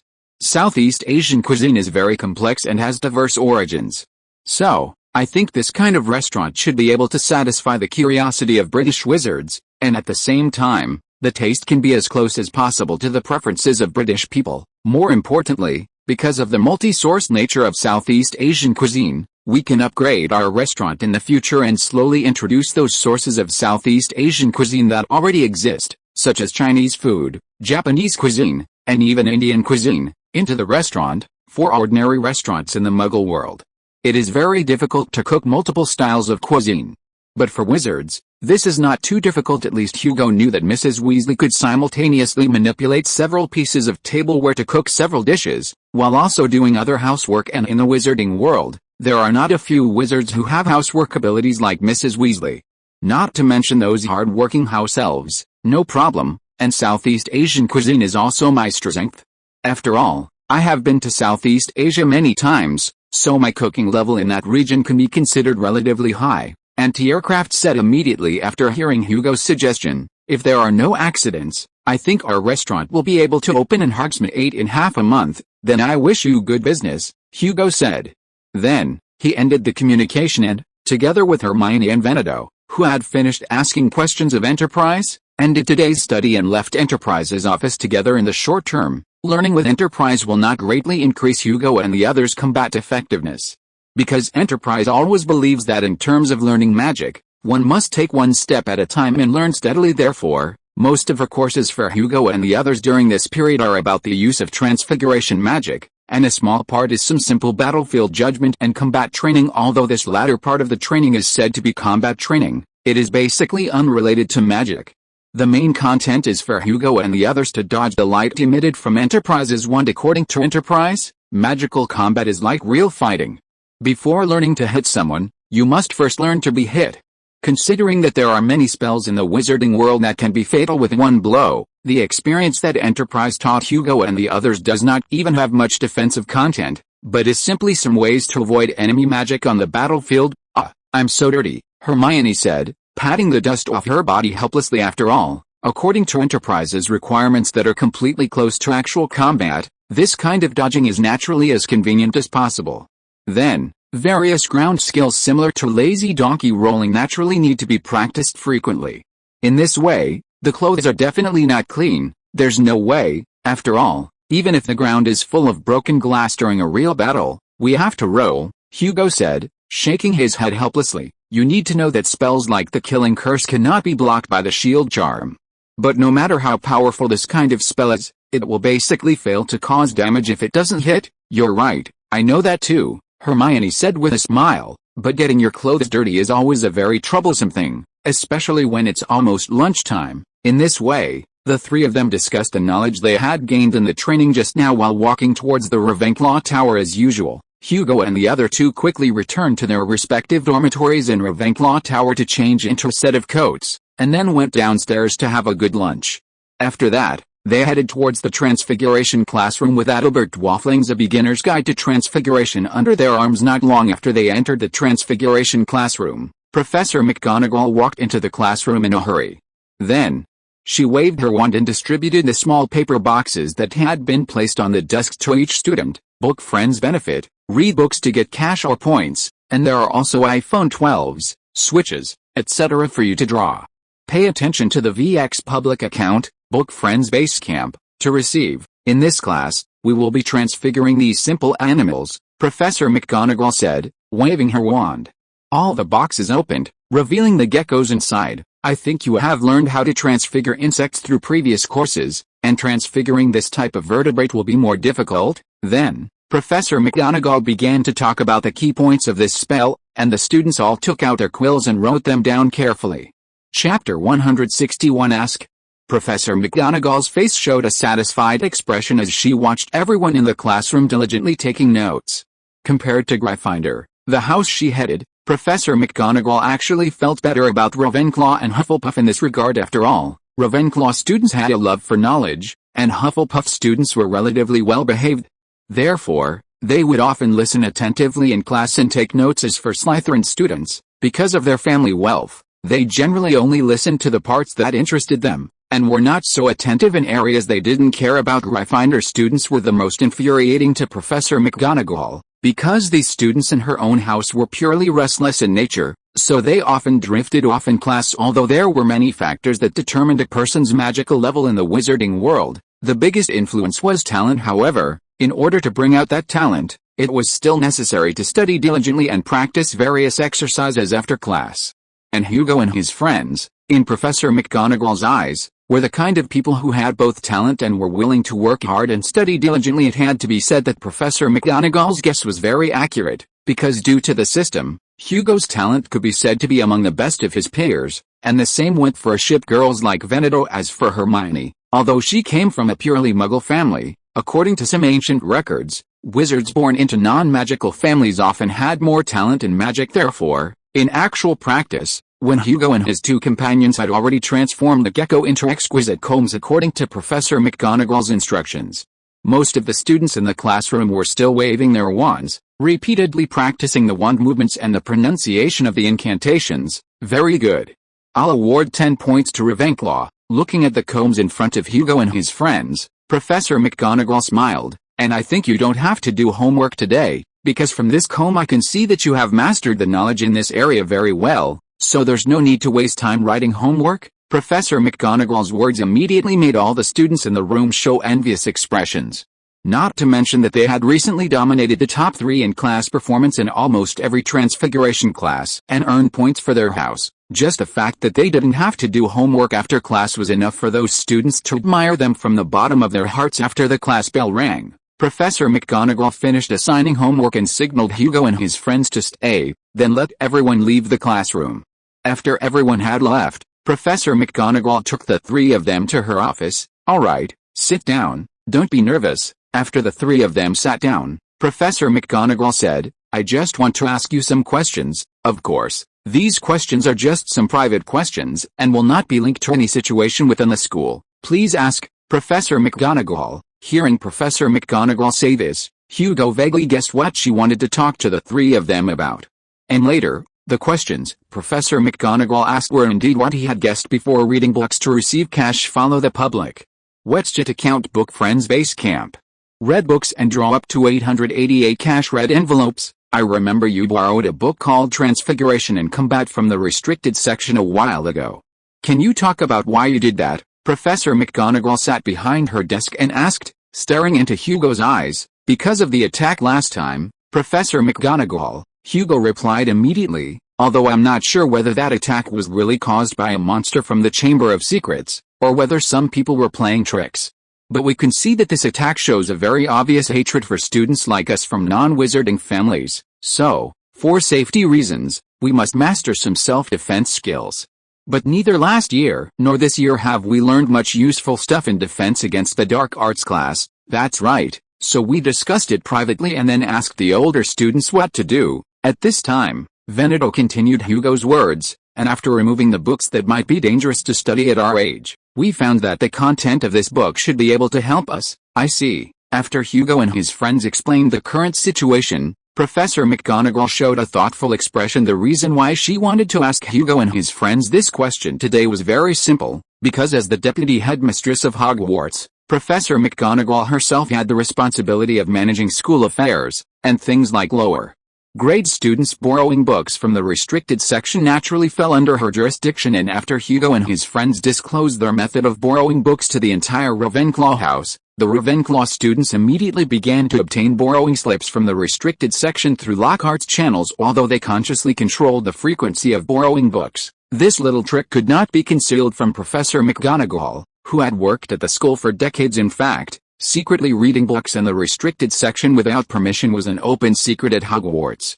Even Professor McGonagall had done it herself back then, so the school itself would not react too strongly to this matter. However, considering the students' physical and mental safety, the professors would often find those they believe lack sufficient ability to study the contents of these books and issue warnings to them and prevent them from doing this dangerous practice. And an important purpose of Professor McGonagall's conversation with Hugo and his friends today was to see if they had the ability to master the knowledge in those books. It had to be said that Hugo had cleared a large part of the suspicion on himself by telling the entire Ravenclaw house about this method before. At least now Professor McGonagall believed the reason Hugo gave for borrowing the books, and did not think he was some kind of sinister person after all. Voldemort's approach back then had left a deep impression on the professors of Hogwarts, so in the generations of oral teachings and earnest admonitions of the professors in the school, those who learned magic by taking shortcuts to gain knowledge and then avoiding others to eat alone would often become the focus of the professor's observation. Fortunately, although Hugo and his friends played a close-to-the-edge ball, the overall approach was still within the rules. More importantly, they did not hide this channel. Therefore, Professor McGonagall's visit to Hugo and his friends today was just to understand the specific situation after they borrowed that book. It's not a bad thing to learn some self-defense magic at this time. After thinking quietly for a few seconds, Professor McGonagall looked at Hugo and his friends and said, "And I also know that you children always think that the things in the restricted section are better than the things outside, so you always want to take a look. But the reason why the restricted section is the restricted section is because the books in there have a certain degree of danger. Speaking of this, Professor McGonagall began to persuade Hugo and his friends, "So I want to hear how you ensure your safety when studying. We also found that this book was too difficult for us when we got it, and we basically couldn't learn it on our own," Hermione said at this time. "So we asked Professor Halsey to tutor us." Chapter 162 Start. Although it is said that the entire Hogwarts, whether it is armor, statues, or portraits, can monitor various situations in the school 24 hours a day, this system is not often turned on. Therefore, the students or professors in the school can easily avoid the school's monitoring as long as they pay a little attention. For the simplest example, Quirrell was not discovered after bringing Voldemort into the school last year, and this year's basilisk was not discovered while scurrying around in the corridors. In this case, Professor McGonagall naturally did not know that Hugo and the other two went to the Enterprise office every week to study. Read books to get red envelopes, follow the public WeChat account, book Friends Basecamp, read books and draw up to 888 cash red envelopes. Therefore, after Hermione told Professor McGonagall how they had learned the knowledge in that book before, Professor McGonagall quickly ended her questioning of Hugo and the others and let them leave. This was because after learning that Enterprise was providing answers and explanations for Hugo and the others, Professor McGonagall was completely relieved. In fact, Professor McGonagall didn't mind the students learning some extra knowledge as long as it was safe. After this accidental questioning, everything returned to normal.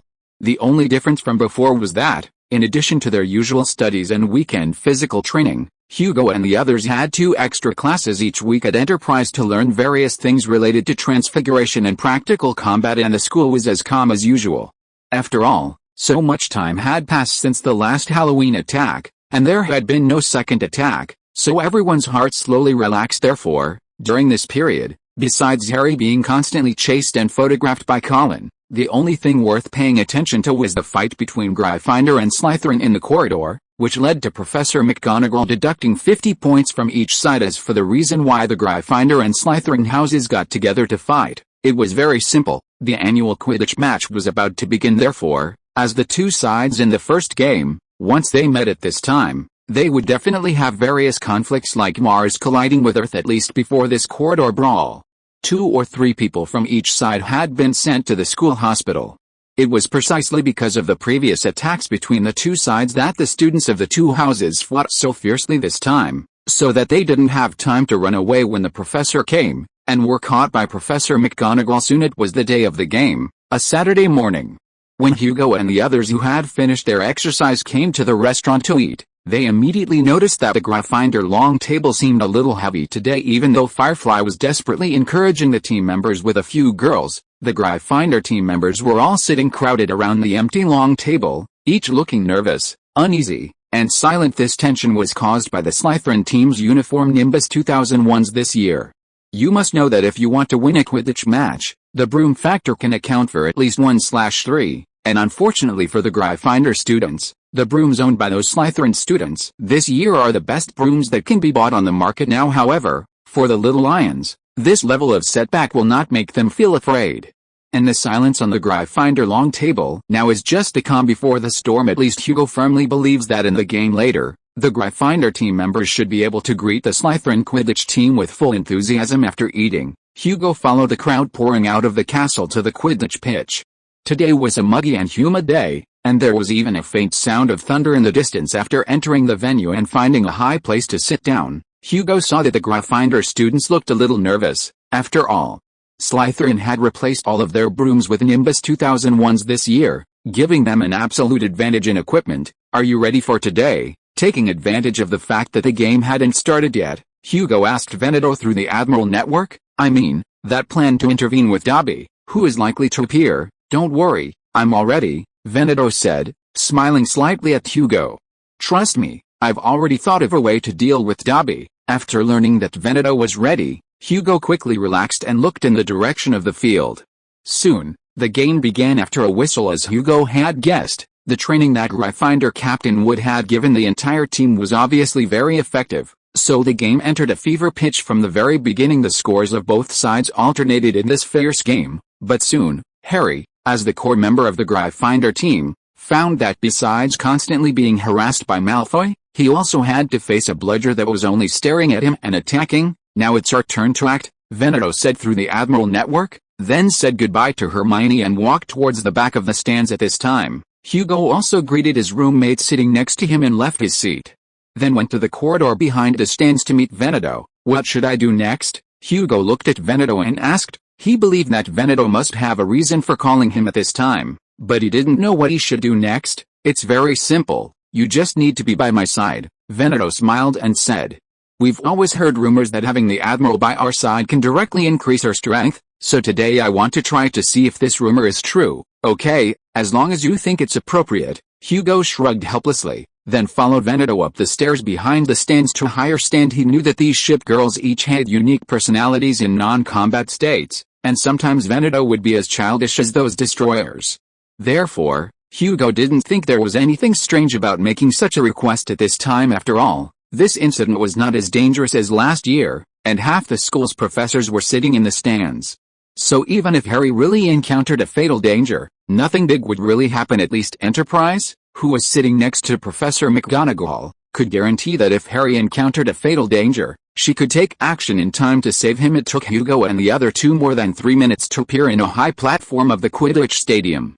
I have to say that Hogwarts Stadium is indeed big. Even if all the students sit in, the entire stadium does not look full in this case. In addition to the professors and commentators who must sit directly opposite the main gold ring, other students often sit on the lower stands, rather than climbing these 6 or 7-story high platforms. Therefore, when Hugo and Veneto came to this side stand, they found that it was empty and there was no one. However, the two people did not sit on that stand at this time, but stopped directly on the highest platform of the internal staircase of the stand. After confirming that there was no one on the stand through the gaps in the outer fabric connections, Hugo found that it was raining heavily on the field at this time, and Harry was being chased closer and closer by the bludger, and was almost hit by the bludger several times. Okay, what should we do next? After withdrawing his gaze, Hugo looked at Veneto and asked. If you are listening to this novel on a channel other than Fanfic World, it means it was downloaded and re-uploaded without effort. We warmly invite you to visit our channel, Fanfic World. There you will find the original version of this story and many other novels of various genres. We look forward to seeing you dive into a world of incredible novels. Chapter 163 Cat and Mouse Game. Now, keep an eye out for me, Veneto said, taking out a Carcano rifle with a scope from her ship's base and holding it in her hand. Then, with her wine-red eyes, she slowly scanned the entire Quidditch field. I'll be able to find that house elf named Dobby very soon, and then, wait, Dobby really doesn't deserve to die, Hugo immediately said, looking at Veneto's small face and hawk-like gaze as she surveyed the field. I know that what Dobby did this time was indeed a bit dangerous, and could have cost Harry his life, but there's really no need to kill him. Admiral, can you stop overthinking things? Veneto turned her face to Hugo and shook her head, saying, who said I'm going to kill Dobby just because I took out a rifle? Then what are you going to do with this rifle? Hugo asked, pointing to the rifle. Don't tell me you're just going to fire a warning shot at Dobby. Actually, those magical creatures have some magical defense abilities to varying degrees, Veneto said, seemingly changing the subject. Wizards, because they often use wands, have the worst reaction in this regard. But for magical creatures like goblins or house elves who don't usually use spellcasting tools, they often actively deploy magical defenses when attacked. Oh, I see, Hugo nodded, then suddenly thought of something. Wait, how did you guys come to this conclusion? Of course, through experiments, Veneto said casually, inserting a clip into the rifle, but the test subjects we found weren't innocent. At least in America, goblin gangs are quite common. Massachusetts has already had more than one firefight with them. As she spoke, Veneto raised the rifle, placed the butt against her shoulder, and aimed at the center of another platform, pulling the trigger. Just as she pulled the trigger, Hugo noticed several mysterious runes appearing on the gun. Poof! Unexpectedly, the sound of the gunshot sounded like popping a balloon the size of a palm as the bullet was fired. Hugo, who was watching the situation on the field with binoculars, immediately noticed that the bludger that had been chasing Harry paused slightly, then began to fly in another direction. Clearly, the rifle in Veneto's hand had been simply modified with magic. At least the sound of the shot had been greatly reduced. Otherwise, even with all the noise on the Quidditch field, at least half the people would have heard the gunshot. Exchange good books and follow the VX public account, Book Friends Base Camp. Follow now to receive cash red envelopes. Did we succeed? Hugo asked, a relaxed expression on his face as he watched the situation on the field. I see that Paul is no longer fixated on Harry. No, The situation isn't that simple now, Veneto said to Hugo, activating all the reconnaissance equipment on her body to observe the entire arena. After being hit by a bullet, that house elf's body feels about the same as being punched hard in the chest. Although painful, it shouldn't cause serious damage, so there's still a possibility that the other party will continue to cause trouble. Hugo's expression became serious again after hearing Veneto's words because he remembered the various self-inflicted injuries that Dobby had told Harry about in the original text. Even if only half of what he said was true, Veneto's shot wouldn't affect Dobby's Harry rescue plan. Sure enough, Dobby's ability to withstand various blows far exceeded normal humans, and even most sadomasochistic house elves therefore. In less than 2 minutes, Veneto once again caught the magical power that Dobby was using to control the bludger. The reason she was able to catch this magical power was simple. After all, Dobby didn't just cast a spell once to achieve his goal of controlling the bludger, but needed to keep an eye on it and manipulate it with magic, similar to the way Voldemort cursed Harry's broom last year. So, when Veneto and Hugo were together, they were able to discover and lock onto the magical connection between the caster and the object being cast upon through the amplification of the Admiral's abilities, and then find the caster's location. Poof, another silenced gunshot rang out, and then Hugo saw the bludger, which had circled around and chased after Harry again, lose control once more and crash into the person closest to it in the following time. The two sides were deadlocked in a cycle of shooting, stopping interference, recovering, continuing interference, shooting. However, possibly because of Dobby's special masochistic attributes, Hugo and the others soon discovered that the time between the two manipulations was becoming shorter and shorter. Clearly, the house elf had slowly adapted to the feeling of being hit by bullets, so he recovered faster and faster after being hit. In addition, although Veneto used these bullets, which belonged to Jian's Hoang weapons, she could remotely control them to make them disappear. However, after being hit by several bullets, Dobby also realized that he was being attacked by some kind of physical means. So, after another attack, Dobby began to set up some magical defenses around himself against physical attacks. In this case, Veneto had to activate more runes on the gun to enchant the bullets, in order to counteract the portion of the newly cast magical shield on Dobby that was aimed at physical attacks. At the same time, she also used another part of the rune to accelerate the bullet and give it greater kinetic energy, in order to cause more damage. Fortunately, this tug of war finally came to an end with a whistle at the end of the game. After hearing the whistle, Hugo and Veneto both showed relaxed expressions because if the two sides continued to stalemate, Veneto might have to further strengthen the power given to those bullets and let the whole incident end with Dobby bleeding. "I've done my best this time," Veneto said, pulling Hugo as they quickly slid down to the ground along a rope that had been conjured, and running towards the location where the students were. "Actually, if I wanted to kill him this time, I could have done it at the beginning of the game, but it's too exhausting to stop Dobby's rescue activities while controlling the intensity to avoid causing serious harm. I didn't expect that house elf to be so stubborn," Hugo said helplessly. "I thought he would find a place to hide after being hit by the first bullet, so I really didn't expect this confrontation to last for half a Quidditch match." Fortunately, Harry finally caught a golden snitch. "I think there's something wrong with this bludger," Hugo and Veneto heard Lockhart's voice as they squeezed into the crowd huddled together on the other side of the tunnel. "I don't think anyone here knows more about how to fix this bludger than I do. At least last year, I fixed it for the cannon several times." Hugo, who had just squeezed into the crowd, happened to see Lockhart trying to show off his skills in repairing Quidditch equipment. As a result, he unfortunately failed because he leaned too far forward when opening the chain that usually bound the bludger in the box. He was hit in the shoulder blade by the bludger, which rose vertically at high speed after breaking free from the chain. Accompanied by the sound of a bone breaking, Lockhart let out a soprano scream. At the same time, the whole person fell backward. Chapter 164 Casualties.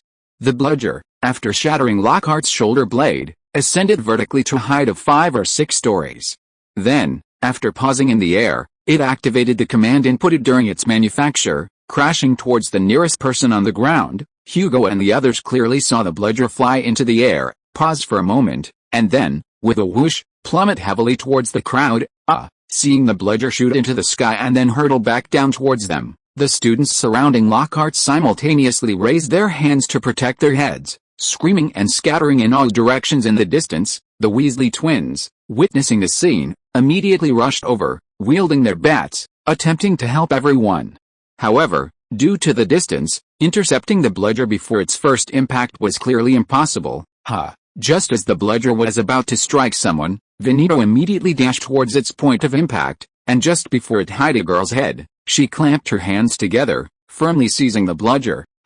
Thank you so much." The girl, who had instinctively covered her head and crouched on the ground trembling, stood up and repeatedly thanked Veneto upon realizing that the ball hadn't struck her at this moment. Hugo noticed that the students Veneto had saved was Padma from their own house. 20 points to Miss Veneto for her commendable action in assisting a classmate, Madame Hooch said, hurrying over from where she had been organizing equipment. Simultaneously, she took the bludger from Veneto's hands and returned it to the box. During this process, several students noticed deep indentations on the bludger, as if Veneto had squeezed them into the metal with her fingers. "I seem to recall hearing that Miss Veneto joined the Ravenclaw Quidditch team this year," Wood said, having seen the deep handprints embedded in the bludger. He immediately approached Davis, a Ravenclaw Quidditch player standing closest to him, to inquire. "Yes, but she's only a reserve," Davis replied. Considering the relationship between their house and Gryffindor, Davis didn't intend to create suspense in this regard. "You know, some teams have such a dirty playing style that we have to resort to extreme tactics to curb attacks against our team members." Of the 4 Hogwarts Quidditch teams, Slytherin was known throughout the school for using any means necessary to win if other teams merely skirted the edge of the rules. Slytherin seized every opportunity to resort to foul play. Therefore, after Davis said this, Wood immediately understood what Davis meant. "Oh, I understand," Wood said, nodding, a look of comprehension on his face. "So, Miss Veneto is actually like our Harry from last year, a secret weapon for your Ravenclaw team, but specifically for dealing with those unsportsmanlike guys who only know how to play dirty." "Yes, that's exactly it," Davis said, shrugging. "The reason for doing this is simple. Miss Veneto can't control her strength for the time being, so she's not very suitable for playing in ordinary matches." "You're right," Wood nodded. "That's indeed a very good choice." Just as Wood was about to say something to ease the atmosphere, a scream from Lockhart interrupted his conversation with Davis. It turned out that after the danger was averted, several of Lockhart's loyal fans had surrounded him, beginning to inquire about his injuries. In their excitement, Lockhart cast a healing spell on his fractured area. Believing it would be effective, the spell naturally failed, and Lockhart unfortunately turned his injured shoulder blade and a large area of surrounding bone as brittle as chalk, resulting in extensive fractures when he accidentally moved. And when his fans tried to rescue him clumsily, they caused him tons of damage. This led to Madame Hooch feeling somewhat helpless when facing Lockhart, who is as fragile as glass. Finally, on Veneto's suggestion, she and several older students carefully levitated Lockhart on a large bronze goblet and slowly sent him towards the hospital wing. "Healing magic is not something to be used carelessly, Mr. Lockhart," Madame Pomfrey said, shaking her head helplessly as she looked at Lockhart suspended on the large bronze goblet. "So you can only stay here for one night. I need at least 12 hours to restore the resilience of your bones." Those floating, liquid-like substances were a special magical tool in the hospital wing. Because of the existence of magic, there were quite a few patients whose bodies couldn't touch anything before healing was complete. Therefore, magical tools like this goblet were created specifically to provide a long-term, zero-gravity environment for those patients. It was just a mistake. After all, it was raining at the time, and, after hearing Madame Pomfrey's words, Lockhart immediately began to defend himself. But soon, Madame Pomfrey completely shut him up with a potion that looked like green paste. "No money to read novels? Send you cash or coins, limited to 1 day.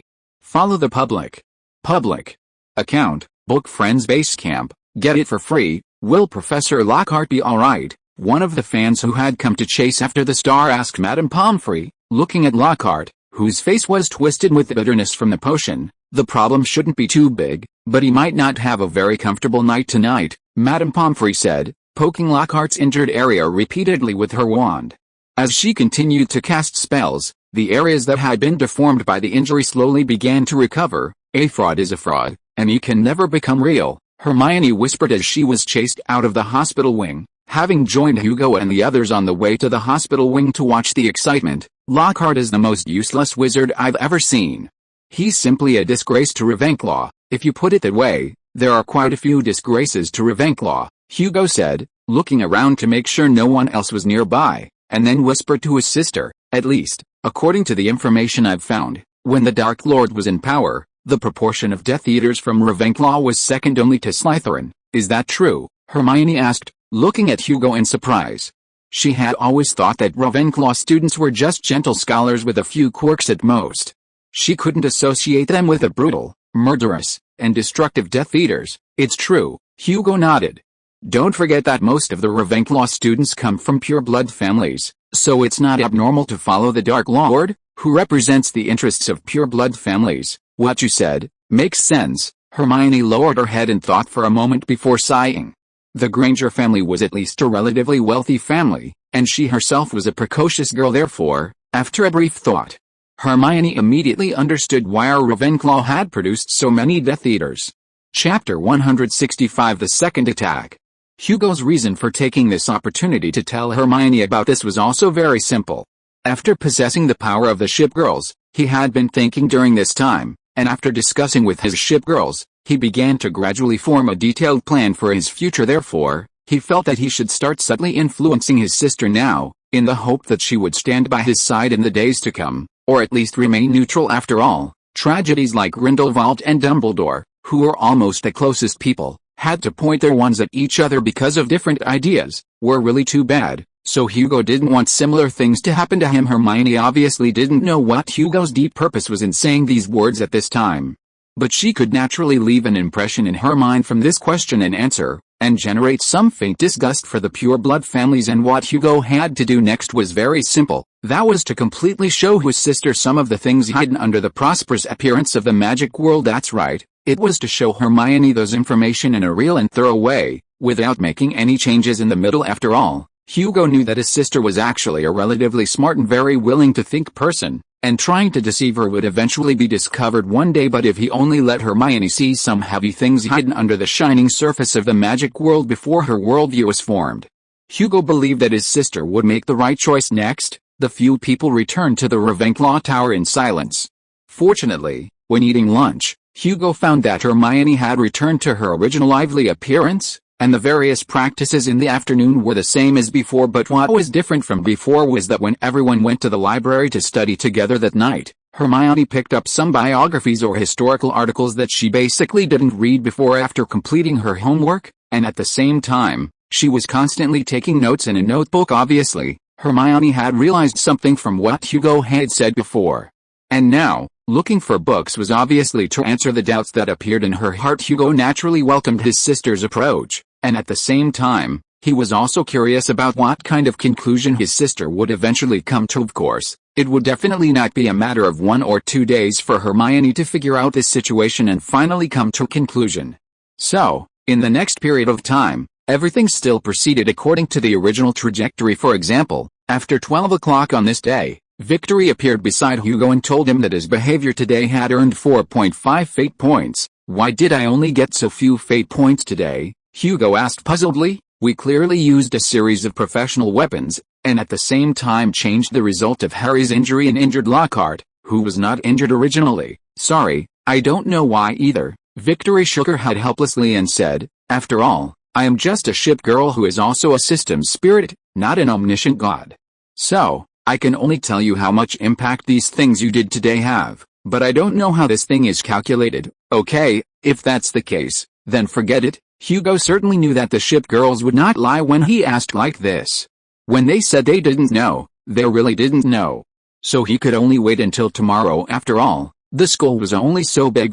If something unexpected happened tonight, everyone would definitely hear about it tomorrow morning. The next morning, the news that Colin Creevey had been attacked and was now lying in the hospital like a dead man spread throughout the school at once. Suddenly, rumors flew around the school, and everyone was suspicious.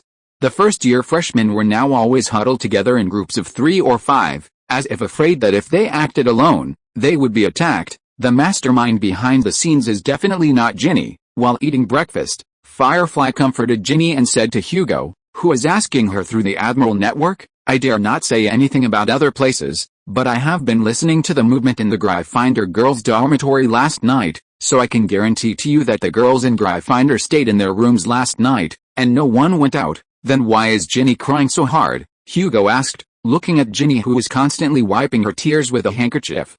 Somewhat puzzled, she is doing this because of guilt, Firefly said while gently patting Ginny's back. She is Colin Creevey's table mate in the charms class, and Colin took the photos this time because Ginny told him that many girls wanted Lockhart's autograph, and a photo could be sold for a sickle. That's why Colin ran to the school hospital that night. Oh, I understand. After being told by Firefly, Hugo understood what was going on. After all, Ginny, who came from a family that was not well off, was naturally more sensitive to things related to money. Therefore, after discovering this market, she subconsciously shared the news with Colin, and Colin, as one of the two sons of a milkman, his family's financial situation was naturally not very good. Not to mention that after entering the wizarding world, his financial pressure was even greater than before. So, after hearing about this opportunity to make money, Colin went to the school hospital at night, preparing to get a few autographed photos from Lockhart. What no one expected was that he would actually encounter the basilisk at this time.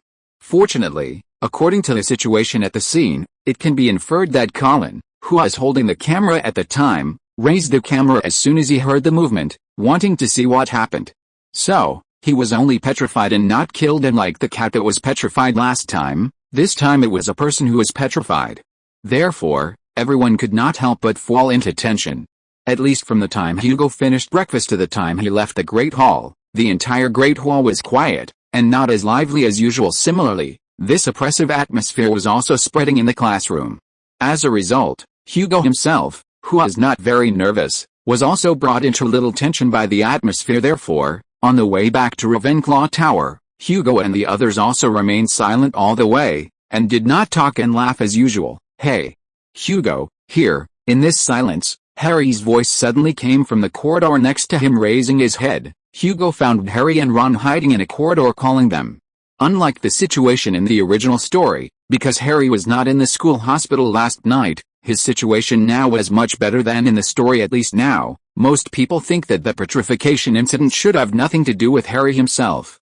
As for Filch's cat last time, it was purely because Harry and the others were unlucky. So, Harry and the others' emotions now looked okay, although they were a little nervous, but they did not show much anxiety. What's the matter with you looking for us? Hugo said, looking at Harry. We just wanted to ask you if you know anything about the petrification incidents in the school and the monster in the Slytherin Chamber of Secrets, Harry asked, looking at Hugo. Chapter 166 Panic. Hugo didn't find it strange that Harry and Ron had specifically come to them today to ask about the matter. After all, even if Harry was brave, he was still just a 12-year-old student. Therefore, he would naturally feel uneasy when encountering such a thing, so he wanted to ask someone about the current situation. And in Harry's own opinion, after counting all the people he knew, Hugo and the others from Ravenclaw were naturally the best people to ask. It's not very clear what exactly happened yet, Hermione said quickly, stepping forward before Hugo could figure out how to say it, but what is certain is that this is definitely not a prank, because if it were a prank, it wouldn't be something that so many professors, led by Headmaster Dumbledore, couldn't solve. That's right, especially since this time the victim is no longer a pet, but a person, Hugo said, also stepping forward.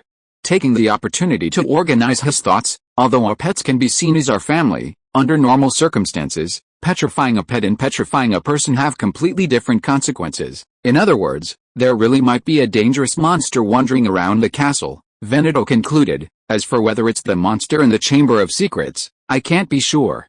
After all, the mastermind behind the scenes may use the legend of the Chamber of Secrets to attract our attention and mislead us. I think I might have some new evidence, Harry said, gritting his teeth, finally revealing a piece of news. Considering his friendship with Hugo and their non-wizarding family background, last night, that house elf who warned me at my aunt's house came to me again. Next, Harry babbled on for 10 minutes, and what he said was Dobby's warning to him yesterday. Besides warning him that the monster in the Chamber of Secrets had been released and that history was about to repeat itself, he also told him that someone in the castle was preventing him from sending these important warnings. I think the person stopping him is probably a professor, to prevent me from being killed by the fall.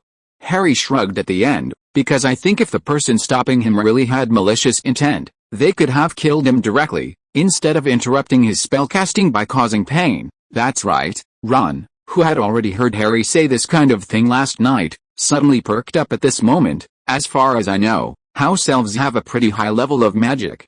Therefore, someone who can continuously inflict a series of recoverable injuries on him while he's defending could completely kill him. So I think that house elf named Dobby might be trying to hide something by saying this. After all, He refused to reveal the name of the mastermind behind the scenes until the very end. It was very normal for Ron to make this judgment. After all, the Weasley family hadn't had a house elf for several generations, so they didn't know much about the specific situation of house elves. So, without understanding the existence of certain contract magic, he would naturally think that it was too suspicious for a house elf who claimed to be willing to betray his master to refuse to say who the master was. I don't think we can discuss these issues to conclusion for the time being, because we can't find any other evidence besides Dobby's words, Hugo said with a helpless expression, spreading his hands after Ron finished speaking, then turning to look at Harry. But what we can be sure of is that someone does want to do something to this school. Although there's no evidence, I still firmly believe that Malfoy is behind this. As a sworn enemy, it was a traditional skill for Ron to put the blame on the Malfoy family whenever something happened. Lucius Malfoy must have opened the Chamber of Secrets when he was studying here, and now he's teaching his dear little Draco to do the same. It's obvious, but I really wish Dobby had told you what kind of monster was locked inside. I really don't understand, how can no one notice it sneaking around in the school? If I remember correctly, there are a lot of spells that can do this. Whether it's invisibility magic or transformation magic, Hermione said immediately after hearing Ron's words, then looked at Harry with concern. But compared to that possible monster, Dobby's rescue is the most fatal to you. Harry, if he keeps saving you, it will kill you. This conversation ended in a rather tense atmosphere. In the following period, although everyone was still studying according to the classroom plan, they secretly began to do some things behind the teachers' backs. For example, exchanging amulets, exorcism items, and other gadgets to protect themselves. This practice quickly swept the school, so that even purebloods like Neville Longbottom bought a stinking big onion, a sharp amethyst, and a rotting salamander tail in such a tense and anxious atmosphere, making his whole body smell even worse than Quirrell's last year. Many Gryffindor students, seeing Neville trembling with fear, all told him that there was no need to be so nervous, because he was a pureblood. But the insecure Neville insisted that he was only a little stronger than a squib, so he was very likely to be attacked by that Slytherin monster. The students from the 4 houses in the school naturally had different attitudes towards the monster. That might be from the Slytherin Chamber of Secrets. Book Friends Welfare, you can get cash or coins for reading books, and there are also iPhone 12, Switch, etc. waiting for you to draw. Follow the VX public account, Book Friends Basecamp, to receive it. For example, the Slytherins were naturally very happy about these things, and sometimes they would use this matter to scare students from other houses, while Ravenclaw and Gryffindor had a high proportion of purebloods, and our students were good at thinking, the other was brave and fearless. Therefore, although some students felt a little scared about this matter, they quickly returned to normal with the comfort of their classmates. The only problem was Hufflepuff, because they had too many people, and the proportion of non-pureblood wizards was very high. Therefore, there were several times when the entire dormitory suddenly ran around in panic or screamed at night because of fear. Fortunately, the black market selling fake amulets in the school only existed for 3 days before it was shut down by the Enterprise, because she believed that since she had taken over such a job, she definitely could not tolerate those fake and shoddy products circulating in the market. Soon, she confiscated most of the fake goods in the school and punished some students, and thoroughly stopped a series of counterfeiting and selling behaviors that occurred in the school through this approach. But what Hugo and the others didn't expect was that the Enterprise's actions instead opened up the market for the Golden Hogsmeade general store in the school. After all, now everyone has a rigid demand for such items. And after the various fakes with only psychological comfort effects were cleared out, those new products would naturally occupy the market. Although these magical items that have a defensive effect against various minor curses and some dark magic are not cheap, and not many people can afford them, the Golden Hogsmeade general store still made its name remembered by the students with this opportunity. So, should we consider this a blessing in disguise? Hugo said helplessly after reading Beatrix's report that day. This shouldn't count as profiting from disaster, right? Chapter 167 Duel Club. For a while after Colin's attack, no new victims appeared. So everyone's hearts slowly relaxed, and they began to shift their attention to other things. Collect free good books, follow VX, Book Friends Basecamp, recommend your favorite novels and receive cash red envelopes, for Hugo and the others. For example, the thing that attracted their attention the most right now was Ravenclaw's first game of the school year. In this game, Veneto had some unexpected effect. Although Veneto sat on the bench for the entire game, it still affected the Hufflepuff team members' performance, allowing the Ravenclaw team to win by a large margin. It seems like Veneto grabbing the bludger with her hand last time has made everyone recall the time she broke the troll's knee last year. After the game, Hermione said to Hugo, analyzing the game. If there are no accidents, this fear of Veneto syndrome will probably last for several games. Their fear is completely unnecessary. After all, Veneto won't attack others as long as they don't use those dirty tricks in the game. Hugo shook his head helplessly, then seemed to remember something and asked, "By the way, have you noticed that there were a bit fewer people from Hufflepuff today? Today is clearly their game." "That's because Hufflepuff has recently experienced a second wave of the flu outbreak." Hermione shrugged helplessly. "They were almost better, but unfortunately, the 2 attack incidents that occurred in the school recently caused them to always gather together during this time, resulting in a new wave of the flu outbreak. I heard Padma Patil say that this group of Hufflepuff students originally planned to come to the stadium to watch the game, but Madame Pomfrey required them to stay in their respective dormitories to rest and not gather together." "Ah, that should be a good thing for them." Hugo shrugged and said, "Getting the flu feels terrible. Hopefully, they can get better soon. Of course, not coming to watch this game isn't necessarily a bad thing for them. At least this way, they don't have to face such a terrible loss right away." Soon, it was the second week of December, and Professor McGonagall came to collect the list of students staying at school for Christmas. As usual, Hugo and Hermione naturally didn't sign up, because they planned to go home and spend Christmas with their parents. Of course, considering the tense atmosphere caused by the dangerous situation at the school, being able to go home and spend some time with family was always a good thing during this time.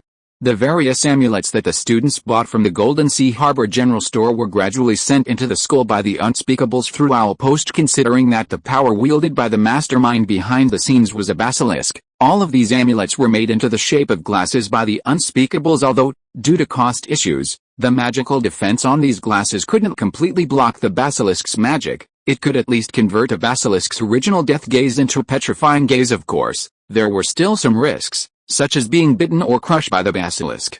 But it was much better than dying on the spot, at least leaving a glimmer of hope. Because Hogwarts was located in the north of Scotland, the amount of snowfall each winter was quite considerable. In addition, the next Quidditch match would be held after Christmas, so the Ravenclaw students preferred to stay by the warm fireplace in the common room reading books, rather than running to the field to play in the snow like those energetic little lions. However, on this day, when Hugo and the others returned from the herbology greenhouse to change clothes and prepare for lunch, they were surprised to find that everyone was not sitting around the fireplace reading books as usual, but were gathered around the notice board, reading the words on a piece of parchment that had just been pinned up. The Ravenclaw students were excitedly discussing the contents of the parchment. And after Hugo squeezed in, Michael Corner quickly waved to him and talked about the contents of the notice on the parchment. "They're going to start a dueling club," Michael said. "The first gathering is tonight. I don't mind learning some dueling skills. Although I hope I never have to use these techniques in my life. If something happens one day, the content of these courses might come in handy." "Dueling? I don't think this kind of skill is useful against the monsters roaming the castle." Veneto shook her head. "At least, if it's called a monster, that thing probably doesn't look like a person. And duels are basically aimed at wizards, and various spells are only for humanoid enemies." What you said seems to make some sense." Michael scratched his head, but soon he raised his head and made a decision. "But no matter what, it's always a good thing to learn more knowledge. At least if you really encounter a monster, knowing a little is better than knowing nothing at all." "What you said is also right." After hearing this very Ravenclaw answer, Hugo shrugged, then said to the 2 ladies beside him, "So we can go to the dueling club together tonight." So, at 8 o'clock in the evening, Hugo and the others hurried to the great hall where the dueling club was being held. The long dining tables had disappeared, and a gilded stage appeared along one wall, illuminated by hundreds of candles floating in the air. The ceiling once again turned as black as velvet, and almost all the students in the school had come, crowded together, each holding their own wand, their faces full of excitement. "Who do you think will come to teach us?" With Veneto's strength, Hugo and the others quickly squeezed to the place closest to the stage. Then Hermione looked at the empty sides of the stage and asked, "Someone told me that our head of house, Flitwick, was a dueling champion when he was young. Maybe he will come to teach us, but I don't think Professor Flitwick would gather all the people in the school to set up such a club even if he really wanted to teach us something, and he probably wouldn't choose such a gorgeous and exaggerated gilded stage," Hugo said, spreading his hands. "You said that? No way." Hermione's words turned into a groan. only to see Gilderoy Lockhart walk onto the stage, wearing a purplish-red robe, radiant, but this time the assistant he was looking for was not the Lockhart in the original text, but Enterprise wearing a sky-blue robe. This time Enterprise will definitely give that liar a hard blow. Seeing Enterprise walking out of the door, Hermione, who was just a little depressed, suddenly became excited. After all, they were the ones who exposed Lockhart's true identity with Enterprise in the United States, so they were not worried that Enterprise would not recognize Lockhart's true face. It seems that Lockhart also knows to pick on the weaker ones, Veneto said to Hugo through the Admiral network. After all, Lockhart in the original text chose Snape because the other professors were already professors when he was a student, and only Snape was his senior. And now he obviously thinks that Enterprise looks younger and less experienced. Just as Veneto finished contacting, Lockhart stood in the center of the stage, waving his hand to tell everyone to be quiet, and then shouted loudly, "Come closer, come closer. Can everyone see me? Can everyone hear me? Great, that's right. Professor Dumbledore has allowed me to start this little dueling club, to fully train everyone, in case you need to defend yourself one day, protect yourself in the way I have used countless times. For details on this, please see my published works." Hearing this, Hugo and Hermione all showed a helpless expression. It seemed that Lockhart came to school to sell books, so he was willing to seize every opportunity to promote his books. Chapter 168 Demo. Alright, next please allow me to introduce my assistant for today. After advertising his book, Lockhart made a gesture of invitation and said, "As a former member of the American Magical Congress, Miss Halsey told me that she knows a little about dueling herself. She also generously agreed to assist me with a small demonstration before the lesson. Of course, I wouldn't want you little ones to worry. After I finish demonstrating with her, I will return your Transfiguration assistant safe and sound. Don't be afraid." Hearing Lockhart say this, Enterprise's lips curled into a slight expression of mischievous success. Hugo and Veneto exchanged a look and mourned for Lockhart in silence. As the Valkyrie of the Pacific back then, Enterprise could easily beat 10 Lockharts even without deploying her ship equipment. Soon, the confident Lockhart and Enterprise began the first duel in the club today. Unfortunately, neither his fancy wand-waving techniques nor his previous repeated boasting could save his pathetic dueling skills. With a clear Expelliarmus coming from Enterprise's mouth, a dazzling red light suddenly flashed on the stage, and Lockhart was hit and lost his balance. He flew backward off the stage, crashed into the wall, and then slid down, curling up on the floor. Seeing this scene, many students began to applaud and cheer for Enterprise. After all, compared to the gloomy Snape in the original book, the youthful and beautiful Enterprise had gained the favor of a group of students. However, there were also some die-hard fans of Lockhart jumping up and down, covering their mouths with their fingers, and making various surprised sounds to worry about their idol. "Well done," Hugo said to Enterprise, who was standing on the stage, through the Admiral network, while raising his hands and giving her a thumbs up. Enterprise also sent a kiss to Hugo through the Admiral network, then twirled her wand with her finger and put it away in a very handsome manner. This action naturally aroused a burst of cheers from the students below. Unlike Lockhart's wand waving just now, Enterprise's action after defeating her opponent decisively was obviously much more handsome. Hugo even saw several girls clasping their hands in front of their chests, looking at Enterprise with stars in their eyes, revealing expressions of admiration. But at this time, Lockhart, who had been knocked to the ground before, staggered to his feet. His hat fell off, and his wavy curly hair stood on end. "Okay, everyone, did you see that?" He reascended the stage crookedly and said, "This is a disarming charm. As you can see, I lost my wand." Thank you, Miss Brown." "Yes, Professor Halsey, showing them this trick is a great idea, but, don't mind me saying so, your intention to do this just now was very obvious. If I wanted to stop you, it would be effortless. I think, in order to broaden their horizons, why not let them see? I don't mind doing it again." Before Lockhart could finish speaking, Enterprise raised her wand again and said, "You know, I used to be an Auror, and injuries were commonplace for me, so we can have a serious fight. For the students, I am happy to endure a few disarming charms to show everyone." Hugo noticed that when Enterprise said that she used to be an Auror, the muscles on Lockhart's cheeks twitched violently. Obviously, Lockhart may have been too proud to investigate Enterprise's previous identity, which led to him being completely exposed on stage. No, it is enough for a lady like you to perform a magical attack once." Lockhart immediately declined with a flash of inspiration, and then turned to the bottom of the stage before Enterprise could respond. The demonstration is over. Now I will come among you and divide you into groups of 2. Professor Halsey, if you are willing to help me, it is not good to have such a chaotic battle. It will not have the effect of exercising everyone at all. Enterprise, who has rich in combat experience, immediately saw the shortcomings of Lockhart's current chaos, and immediately put forward her own point of view. We can draw lots from each grade to assign dual opponents, and then the winners will draw lots again.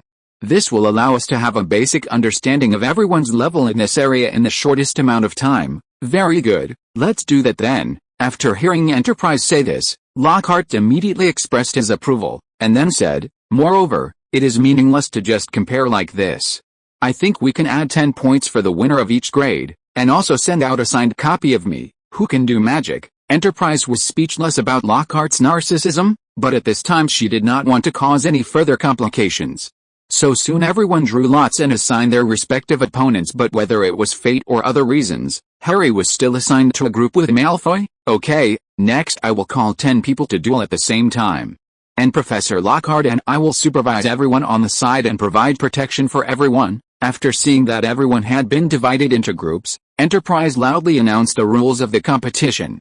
In this competition, the offensive spells you use must not exceed the level of the disarming charm, and you must not use spells that can cause damage higher than ordinary jinxes. After explaining the rules of the competition, Enterprise waved her wand and made the tables and chairs on both sides of the hall fly to the center of the hall to form 4 other stages, and then called out the names of the first 5 groups of people. Face your partners. After everyone was in place, Lockhart jumped onto the middle stage and shouted, bow, raise your wands, get ready. After everyone bowed, Lockhart shouted, when I count to 3, cast a spell. It is best to disarm the opponent, but if you want to cast other spells, remember Professor Halsey's order.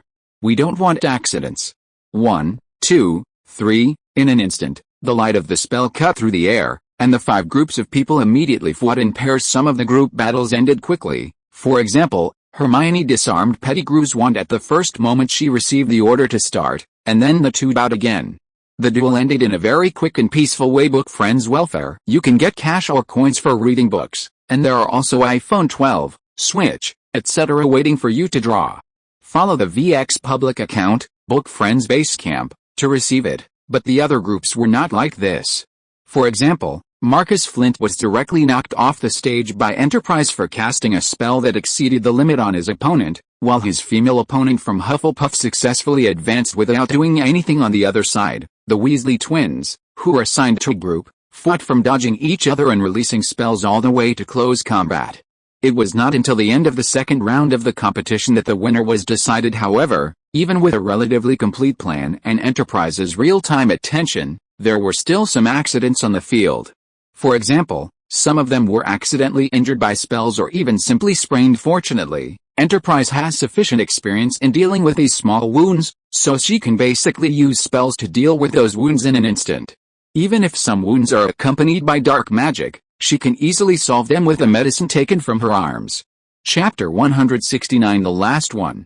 Hugo was assigned to the 3rd group, and like Hermione, he quickly dispatched his opponent. It must be said that after experiencing Veneto and the others' long-term training, Hugo could feel that his practical combat level had left his peers at Hogwarts far behind. At least during the practical battle just now, he discovered that his opponent was inferior to him in terms of mobility and spellcasting speed. Of course, this may also be related to Hugo's repeated upgrades through obtaining new avatars. According to Enterprise's evaluation, his current hardware level is no less than that of most 7th-year students, but he still lags behind in terms of knowledge mastery and practice level after several rounds of matches.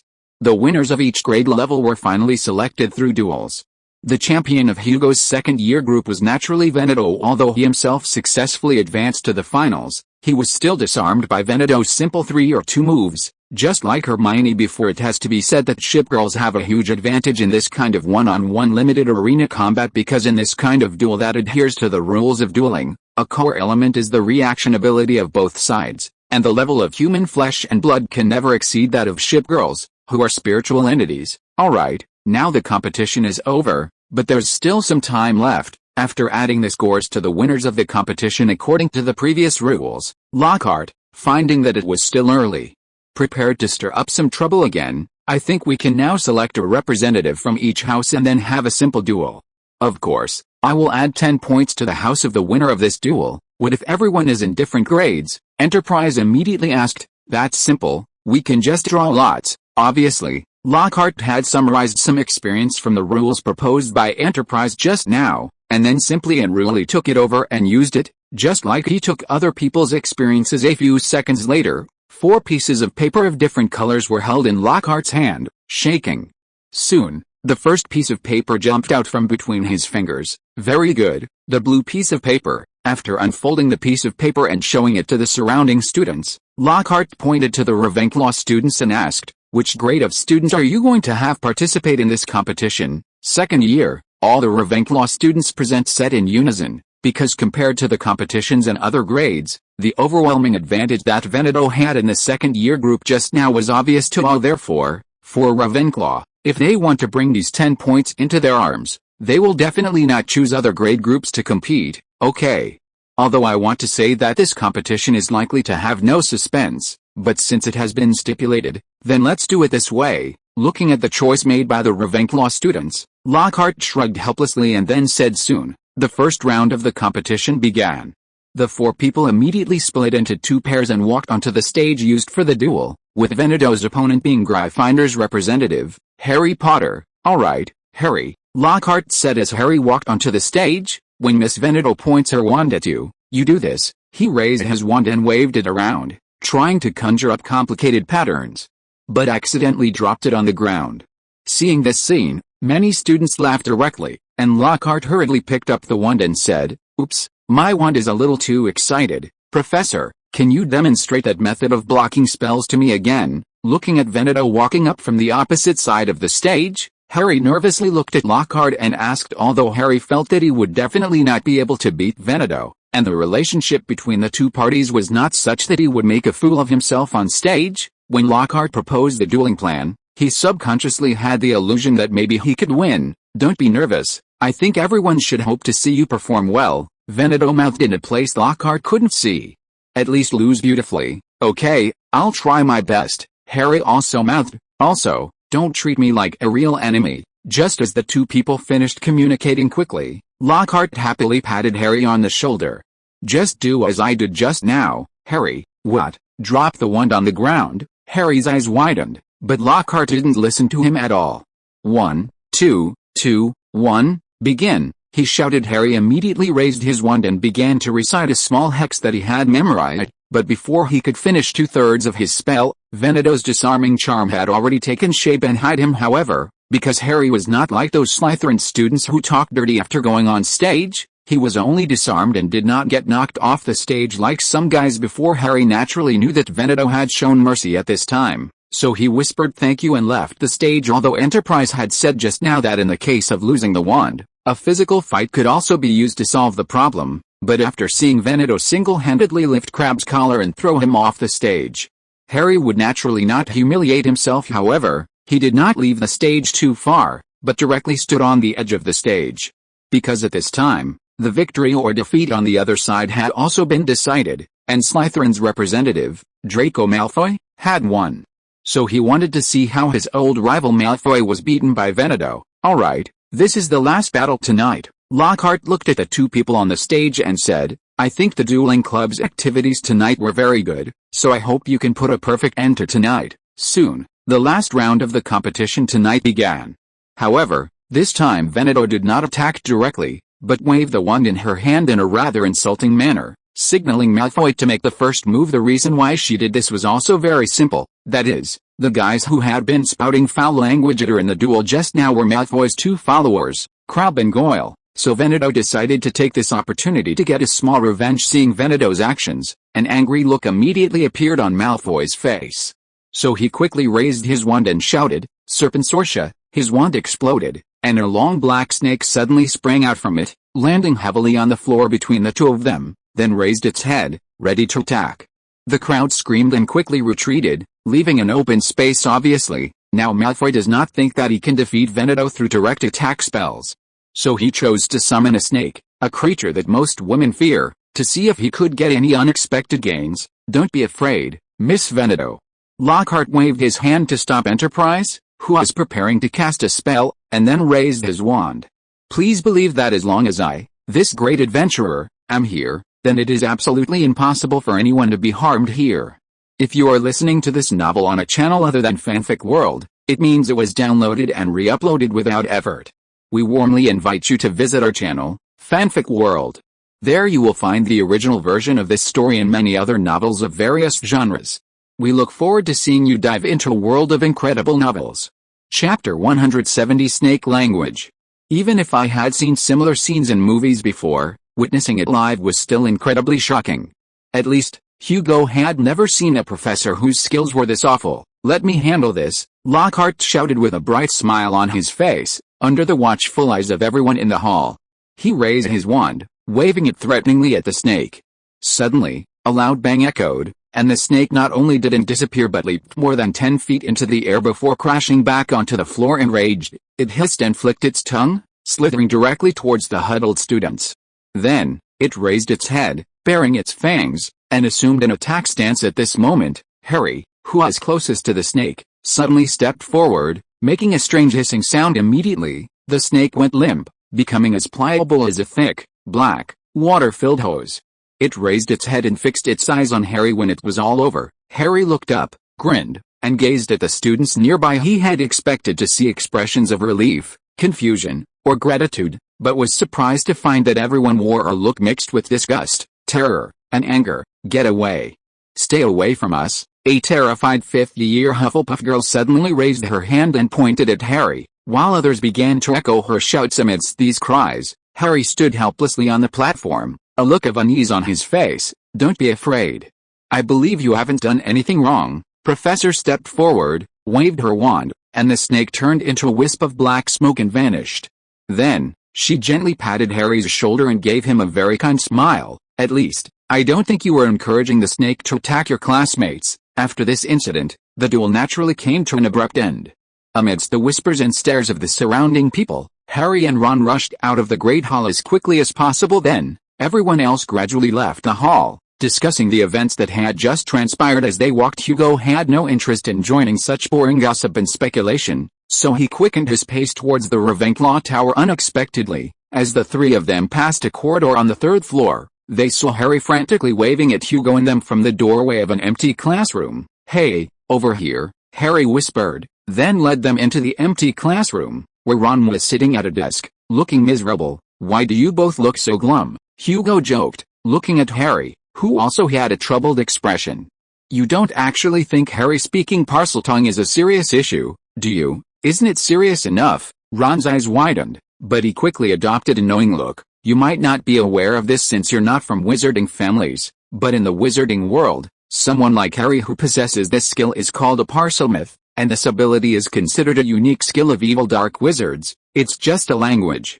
"How can you consider a language to be evil?" Hermione's face showed confusion, and even though we couldn't understand what Harry said to the snake, we could at least tell that he was trying to stop it from attacking. "Unfortunately, there are too few people willing to think like us," Ron said with a helpless shake of his head, then explained, "The reason why Parseltongue is a symbol of evil is simple, because being able to speak to snakes was Salazar Slytherin's famous ability. Therefore, Slytherin House chose a snake as their symbol. Although I strongly dislike Slytherin students and cannot accept some of Slytherin's ideas, I don't think that Harry, who possesses the same ability as Slytherin, is an evil person," Hermione said very fairly. "It's just a coincidence or an accident. Everyone is just being too sensitive." "Actually, I think so too, but everyone else won't think that way," Ron said with a helpless shake of his head, "because Parseltongue represents dark wizards, a fact that is widely recognized in the wizarding world, especially in the current situation. People might think that Harry is the heir of Slytherin, who released a monster from the Chamber of Secrets, but I'm not," Harry said. He felt a kind of inexplicable panic. "You'll find that's hard to prove," Hermione, who had been studying wizarding history recently, said. "He lived over 1,000 years ago. As far as we know, you could very well be his descendant." "My sister is right," Hugo added at this time. "Your family, the Potters, has a long history in the wizarding world. Considering the complex intermarriages within the British wizarding community, it's not entirely impossible that you have Slytherin blood." "Hugo is right," Ron added at this time. "For example, my family has basically intermarried with most of the families in the British wizarding world." "Are you kidding me?" Harry asked with wide eyes. Are you saying that the Weasley family is related to the Malfoy family? Although I don't want to admit it, there really are some family connections between us, Ron shrugged and said. If you really want to say it, Draco Malfoy could be considered a distant cousin of mine. Ron paused here to let Harry calm down slightly after hearing this shocking news, then continued, pure blood families are all related to each other. Especially today, the families that can still maintain pure blood have very limited choices when choosing a spouse, so, I think things should be like this, Veneto concluded after hearing this. What Harry did just now should have just awakened some kind of power flowing in his bloodline, and he was trying to rescue everyone, therefore, I don't think this is a bad thing at all. I'm even a little envious because Harry has mastered a kind of knowledge that no one else has mastered. Saying this, Veneto looked at Ron and asked, you don't think Harry will become an evil dark wizard just because he speaks Parseltongue, do you? Of course, I certainly don't think Harry will become evil because of this. Before Veneto could finish speaking, Ron immediately and loudly stated his position, but then lowered his voice and said, but the others, Harry, you're not living for others, Veneto said to Harry, turning his head after hearing Ron's words, encouraging him, you know, we Ravenclaws tend to value knowledge more than students from other houses.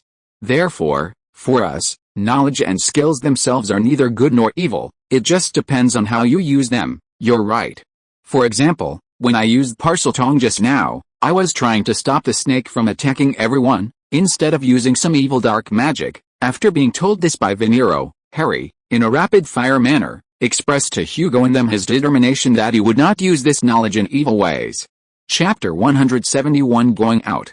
The problem now is that no one wants to believe what you're saying, Harry. After listening to Harry's explanation of what he had just done and his analysis of his inner thoughts, Ron said helplessly, after all, you were the only one who understood Parseltongue among the many people present at the time, so the others don't know what you were saying, so, your days will be a bit difficult for the next period of time, Hermione said, shaking her head. The language of snakes inherently sounds evil and gloomy, so even if you were stopping the snake's attack, to those who didn't know, it sounded like you were encouraging the snake. That's terrifying, you know. Harry opened his mouth, but didn't say anything, just sighed deeply with his intelligence. He fully understood how others would view this matter, given that they couldn't understand what he was saying. However, what made him feel relieved was that at least a few people were willing to believe him in this matter. After finishing the conversation with Harry and returning to the common room, Hugo noticed through the windows of Ravenclaw Tower that it was snowing outside. If it snows heavily enough tomorrow, I can go out and play with Veneto and the others, Hugo thought, looking at the snowflakes gradually accumulating on the window panes before going to bed. At least it doesn't snow this heavily in London. After 12 o'clock that night, Hugo once again received 3 fate points. These fate points were obtained because Hugo and Enterprise's intrusion changed the dueling club plot. Actually, if Harry hadn't revealed his Parseltongue, you could have at least gained 2 or 3 more fate points, Enterprise said from the side. But sometimes, it's indeed difficult for us to specifically control some situations. Yes, that's fate, Hugo said approvingly at the time. Enterprise, standing on the stage, could have transfigured the snake away in advance, but that would have easily aroused Dumbledore's suspicion. In a situation where the lesser of 2 evils had to be chosen, sacrificing 2 or 3 fate points was an acceptable price to pay. The next morning, when Hugo got out of bed, he found that the outside of the tower was a silvery white. Obviously, it had snowed heavily during the night, even turning into a blizzard. And even more fortunate for Hugo, the herbology class that was originally scheduled for the morning was cancelled because Professor Sprout needed to do some insulation work for many plants in the greenhouse. Usually, the insulation work for most magical plants in the greenhouse is done by the school's house elves. However, some special magical plants are exceptions. For example, this year's mandrakes are like that, because it concerns the matter of saving Mrs. Norris and Colin Creevey's lives. Therefore, the insulation work is being done by the professor personally. We can go visit Hagrid, Hermione suggested after playing in the courtyard in front of the castle for about half an hour and feeling a little cold. I think Hagrid should have some hot drinks to drink. After knocking on the door of Hagrid's hut, Hugo and the others found that there was no one inside. However, after circling the hut for the better part of a circle, they unexpectedly saw a huge figure standing beside a wooden shed a dozen meters away from the hut. Obviously, the only being with such a size in Hogwarts could only be Hagrid, the half-giant. So, Hugo and the other 2 walked through the snow to the wooden shed, and then greeted him. Hagrid, what are you doing here? Hugo asked after waving his hand. Ah, it's you guys, Hagrid said, turning his head to greet them. I remember you should be in herbology class right now. Hagrid's face was tightly covered by a wool helmet-like hat covered in snowflakes, and he was wearing a moleskin jacket on his upper body, seemingly completely blocking the entrance to the wooden shed. And after he turned his body, Hugo and the others found that he was holding a dead rooster in one of his large, gloved hands. Professor Sprout had to do insulation work for his babies this morning, so he temporarily cancelled the class, Veneto explained, then pointed to the limp dead rooster in Hagrid's hand and asked, "What are you doing? Are you planning to stew chicken for lunch?" "No, I'm here checking my chicken coop," Hagrid said, waving the dead rooster in his hand. "This is already the second one that's been killed this semester. After the previous chicken died, I reinforced the chicken coop, but now it looks like it's useless. I think whoever is doing this is either a fox or a blood-sucking monster, so I might need to go find the headmaster later and ask him to allow me to cast a spell around the chicken coop to see if I can catch the person who's killing my chickens." It seems Voldemort's control over his victims has taken another step forward, Hugo thought in his mind, hearing Veneto's voice. At the same time, the two exchanged a glance and saw some kind of worry in each other's eyes. After all, the act of killing chickens can now be seen as clearing obstacles for the basilisk to come out. Once these chickens are killed off, then the frequency of the basilisk's attacks will naturally have a significant increase. Could it be the monsters in the Forbidden Forest doing it? Hermione asked at this time. I've heard people say that there are many dangerous magical creatures in the Forbidden Forest, and even werewolves come and go. Maybe they did it. That's unlikely, Hermione, Hagrid said, shaking his head. There are some defensive spells around Hogwarts Castle that can prevent those dangerous creatures from getting close. After hearing Hagrid's words, Hugo nodded, revealing a thoughtful expression because before, he had always been curious as to why so many dangerous creatures in the Forbidden Forest wouldn't attack those weak little wizards who were active outside the Forbidden Forest. Now it seems that it should be because some defensive magic was set up around the castle. This also proves that Hugo's previous cautious attitude was correct. For example, the last time they handed over the dragon, they chose to do it by the Black Lake on the edge of the grounds, thereby avoiding the possibility of being discovered by the castle. Come to think of it, there are just too many various dangerous magical creatures living in the Black Lake. If they really had to pull the alert net over there, it's estimated that the alarm would be triggered every moment. In that case, the meaning of the alarm would probably be no different from not having an alarm. After accompanying Hagrid back to his room, everyone first had a cup of tea, and then walked together towards the location of the school castle. However, just as they walked into the castle gate, Veneto's face suddenly turned ugly. What happened? Feeling the sudden change in Veneto's emotions, Hugo immediately inquired through the Admiral network. Something happened at the school, Veneto replied. Just now, Hood told us that Ginger was attacked by the basilisk. What's worse is that at the last moment, Ginger only saw the snake and didn't see anyone. How is Ginger now? After hearing what Veneto said, Hugo inquired Hood through the Admiral network. It's my ship equipment, and it's not alive in the first place, so naturally it won't die, Hood replied. So, it should be petrified by the basilisk now, but if I'm willing, I can use my power to counteract a basilisk's power. Chapter 172 Another Attack. Not yet. Upon learning that Hood could undo the petrification magic on Ginger, Hugo and Veneto stopped her almost simultaneously. The reason for this was simple. With a basilisk roaming the castle, a petrified cat wasn't necessarily a bad thing, as it would keep everyone on alert. More importantly, the basilisk's controller likely saw Ginger being petrified. Restoring her now could easily alert them, making it harder to catch them. By the way, did Ginger see the controller's face? After concerning himself with Ginger's safety, Hugo immediately asked Hood. After all, Ginger wasn't an ordinary cat. Everything she saw could be transmitted to her owner. Hood, no, she only saw the snake, Hood said with some helplessness. The reason for this was simple. The basilisk was so large that it conveniently obscured the controller's figure. More importantly, the controller didn't hang Ginger on the wall as they did with Mrs. Norris last time. Instead, they petrified her and quickly left the scene with the basilisk. What's wrong? Hermione suddenly stopped and said to Hugo while he was pondering. It was then that Hugo realized he had fallen behind Hagrid and the others because he had been busy gathering information from the ship girls. Nothing, I was just thinking about Hagrid's. Hugo quickly took 2 steps up the stairs, but before he could finish, Peeve's loud and somewhat shrill voice suddenly echoed throughout the castle. Attack! Attack!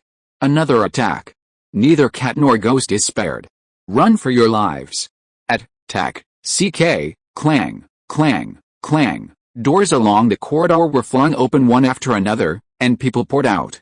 A chaotic sound of footsteps and voices came from above the staircase. Hugo and the others followed the sound upstairs and found the corner of the 5th floor corridor crowded with people, the scene extremely chaotic. In the very center of the crowd, nearly headless Nick, the Gryffindor ghost, was lying motionless, suspended 6 inches above the ground. He was no longer pearly white and transparent but had turned completely black, wreathed in smoke. Half of his head was hanging off, and his face was frozen in a terrified expression. At his feet, a somewhat plump, ginger cat stood motionless, like a statue. No, Ginger. With Hagrid clearing the way, Hugo and the others managed to squeeze to the front of the crowd. Hermione was the first to see Ginger standing there quietly, looking like a statue. For Hermione, this very understanding pet cat had brought a lot of joy to her school life. Therefore, upon seeing her cat petrified, she immediately stepped forward and hugged her. Make way, make way. Professor McGonagall came running, followed by her students, one of whom had streaks of black and white in their hair. Arriving there, she tapped her wand, creating a loud bang, and everyone immediately quieted down.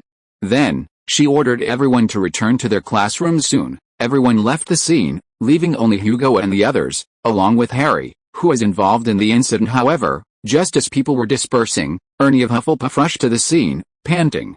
His face was pale as he dramatically pointed at Harry and shouted, "Caught on the act? Enough, Ernie," Professor McGonagall said sternly. Peeves floated overhead, looking down on the scene, grinning and baring his teeth in a mischievous smile as the teachers bent down to examine Ginger and nearly headless Nick. Peeves suddenly began to sing, "Oh, Potter, you nasty little faker, what a thing you have done, you've killed the ghosts, isn't it fun?" "Peeves, be quiet," Professor McGonagall roared. Peeves stuck his tongue out at the people below and retreated rapidly. Soon, under Professor McGonagall's arrangement, Hermione, carrying her cat, and Hugo, fanning nearly headless Nick with a large fan conjured by Professor McGonagall, headed towards the hospital wing under the protection of Veneto and Hagrid. Harry went with Professor McGonagall towards the headmaster's office. "I think I know why the attacker fled in such a hurry after attacking Ginger," Veneto said to Hugo through the Admiral's network on the way to the hospital, "because the ghost was also attacked at that time, and some classrooms nearby were in session. The attacker fled the scene as quickly as possible for fear of being discovered." "You make a lot of sense," Hugo replied through the same channel.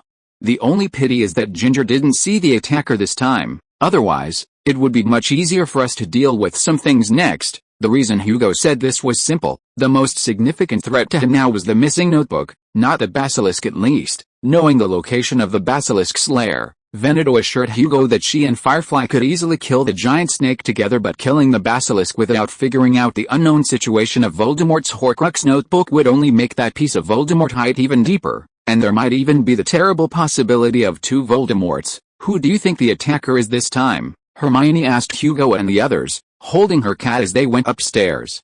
"I've never heard of any magic that can harm ghosts. It shouldn't be Harry," Hugo said. "This level of petrification magic is definitely not something a second-year student can cast. He's more like a scapegoat, or he's the target of the attack." Hermione pushed her glasses up the bridge of her nose. "That would explain why he's always the first to appear at the scene of the accident. Obviously, the attacker probably just wanted to kill Harry, but each time, I ran into other people before launching the attack and failed. Surely it's not that bad." After listening to Hugo and Hermione's conversation, Hagrid's face showed a look of panic. "Why would anyone attack Harry? I think there might be quite a few people who want to attack Harry." After turning his thoughts in this direction, Hermione quickly came to a reasonable explanation. "For us, and even for most of the British wizarding world, Harry ended a dark era that year. But for some, the opposite is true." After nudging the cat that was about to slip from her arms upwards and holding it tighter, Hermione stated her judgment. "Think about it. Those dark wizards or the children of dark wizards must harbor hatred for Harry.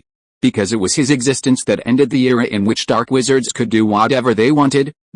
Hagrid's face turned pale all of a sudden, and after they handed over all the petrified people to Madame Pomfrey to take care of, Hagrid immediately said goodbye to Hugo and the others and left the hospital wing in a hurry. Chapter 173 Christmas. This time, Hermione's cat, Crookshanks, and nearly headless Nick were both attacked, causing the already tense atmosphere in the castle to become truly panicked. Strangely enough, It was nearly Headless Nick's misfortune that frightened people the most. Because no one could figure out what could do such a thing to a ghost, people asked each other, what terrifying power could harm someone who was already dead? As a result, the most direct manifestation of this was that students were almost scrambling to reserve seats on the Hogwarts Express, hoping to go home for Christmas. However, for Hugo, the impact of this event was simply gaining one more fate point. Clearly, Justin in the original story was just an extra, so, even if he was replaced by a cat at this time, it would only give Hugo Cygnus a negligible amount of fate points. Since the last attack, Harry had become a very unpopular figure at school. People would avoid him in the corridors as if he might grow fangs and spit venom at any moment. At the same time, every time they saw him, people would point and whisper, gossiping about him. This was why he had been hiding in the library for the past few days. On the one hand, Madame Pants didn't allow others to do too many things unrelated to studying in the library. On the other hand, Hugo and the others who believed in him basically spent their free time reading and studying in the library. Harry, I don't think this has anything to do with you. You don't need to feel guilty or uneasy about this, Hermione said, placing a hand on Harry's shoulder with a big sister's air during their first meeting in the library after the attack. At least, I don't think you're capable enough to petrify a ghost. Harry found Hermione's comfort a bit harsh, but he felt a warmth deep down. This showed that Hermione and the others didn't think he was the so-called heir of Slytherin, especially for Hugo and the other two wizards from purely Muggle families. Their willingness to approach Harry at this time demonstrated their absolute trust in him. It could even be said that Hugo and his two friends were the only three Muggle-born wizards in the school who were willing to approach Harry at this time, while almost everyone else treated Harry like a plague. For example, Justin from Hufflepuff had been avoiding Harry, even staying in the relatively safe dormitory whenever possible to avoid possible attacks. In this situation, all Hugo and the others could do was show their attitude through their own actions. In addition, during this period before the holidays, Hugo also used the excuse of traveling abroad during the winter vacation to foster fish cake with Hagrid, so that he could maintain a certain degree of observation of the school even when he was away. Finally, the semester ended, and almost everyone braved the cold wind and trudged through the thick snow to Hogsmeade Station. Compared to previous years, there were obviously more people going home for the holidays this year. Hugo even discovered that Michael Corner, who had originally said he would stay at school, had also boarded the train home. I wasn't planning to go home, because this year's Christmas holiday is my parents' 15th wedding anniversary, a crystal wedding anniversary, so they planned to travel, Michael said helplessly after being asked by Hugo, but the things happening at school now make me really scared. I'd rather spend a boring holiday at my grandmother's house in the countryside than stay in a castle that might have a monster and be worried all the time. But seriously, you guys are too brave, Michael Corner said, looking at Hugo, Hermione, and Veneto, who were chatting and eating snacks beside him, to dare to approach Harry at this time. I think even in Gryffindor, only Ron and a few others would dare to approach him. Actually, we don't think the attacks in the castle are Harry's doing. After hearing what Michael Corner said, Hermione's inherent urge to argue was triggered, and she started arguing with him. Perhaps because the topic of the argument was the hottest event in the school recently, many people were quickly attracted to it. Unfortunately, no conclusion was reached even when they arrived at platform 9 and 3/4. This is really infuriating, Hermione said angrily as she dragged her luggage towards the parking lot. It feels like not many people are willing to use their brains to think about the problems here. Don't they think that if the facts were really as they imagine, they would still be able to stand there properly? There's no need to get angry about this kind of thing, Hugo shrugged and said. Compared to people who have their own thoughts and are willing to think, most people are actually followers. But when we can produce real evidence, they will quickly change their original claims. The conversation between the siblings didn't last too long, because they soon saw their father driving to the underground parking lot to pick them up in order to avoid their father worrying about their school life. The two naturally only talked about some interesting things they had encountered at Hogwarts Castle in the car. It sounds like you guys had a pretty good semester, Mrs. Granger said from the passenger seat as she drove towards home, and in the next period of time, we will be traveling abroad for a while. I believe you will like this upcoming trip. Travel. Hugo and Hermione exchanged glances, then asked their parents, who were sitting in the front seats of the car. Where are we traveling this year? This Christmas, our family will go to your grandfather's house in Norway and spend Christmas with them. Mrs. Granger turned her head and said, I remember Grandpa lived in Wales, right? Hugo asked in confusion. Why are we going to see Grandpa in Norway this year? Your grandfather was originally Norwegian, but he met your British grandmother when he was young and moved to England, and then stayed in this place for most of his life," Mrs. Granger explained to the two children, "but now that he's older, he's started to miss his hometown, so he decided to go back to his hometown with your grandmother in October and live there for a while." "Then where exactly is our grandfather's hometown located?" Hugo asked curiously, because in his 2 lifetimes, he didn't know that the Granger family had a Norwegian lineage, let alone know anything about his grandfather in this regard. "It's in Oslo, the capital of Norway," Mrs. Granger said. "Seriously. That area is much colder than England, but going there in winter is a very good idea. Because the snow there is much better than in England, so taking a vacation there while your grandfather is there is naturally a good thing. A very interesting Christmas sounds like it. I think we will definitely have a good Christmas trip this time," Hugo said happily to his parents after Mrs. Granger briefly explained the arrangements for the trip. Of course, what he was thinking in his heart was that he would definitely be able to summon many ship girls this time, because several important naval battles broke out in that place back then, so naturally many relics related to ship girls were left behind. Chapter 174 Work Summary, Part 1. Early the next morning, the Grangers headed straight to Heathrow Airport to catch a morning flight to Oslo, the capital of Norway. Above them, in the overhead luggage rack, Repulse, transformed into a small, blood-red bat, yawned quietly behind the luggage. Repulse, with her blood bloom transformation, was practically no different from an ordinary vampire, and naturally possessed the vampire's unique ability to transform into one or a group of bats. The only reason she was on this plane was to represent the other ship girls and providing protection for their admiral and his family. Unlike before, when there were only a few ship girls, now they finally had enough personnel.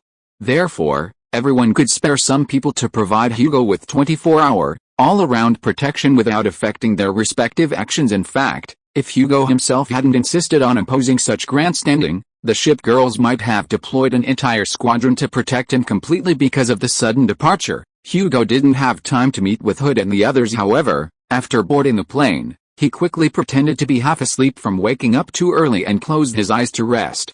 At the same time, he connected to the Admiral network to inquire about the ship girls' recent activities out of trust and a desire to slack off. Hugo adopted a completely hands-off approach to the ship girls, so, unless they encountered something important that required his decision, the ship girls generally wouldn't proactively report their daily situations to Hugo. But during times when Hugo was relatively free, such as during Christmas, he would ask the ship girls about their recent experiences.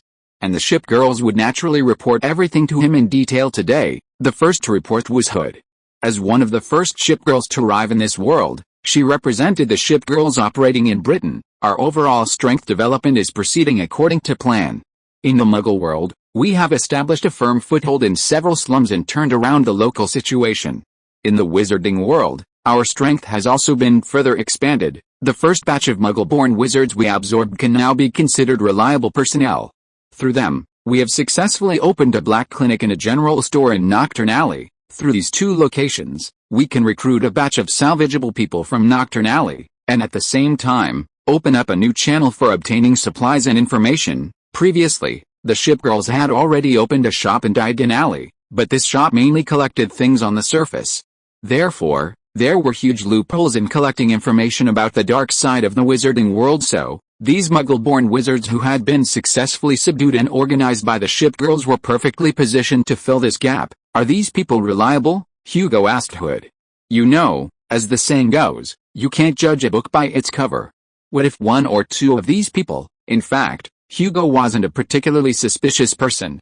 However, because the current expansion into Nocturne Alley could be said to be one of the cornerstones of his and the ship girls' infiltration of the British Wizarding world, he would naturally ask a few more questions out of concern for the overall situation. "At least so far, they are absolutely reliable.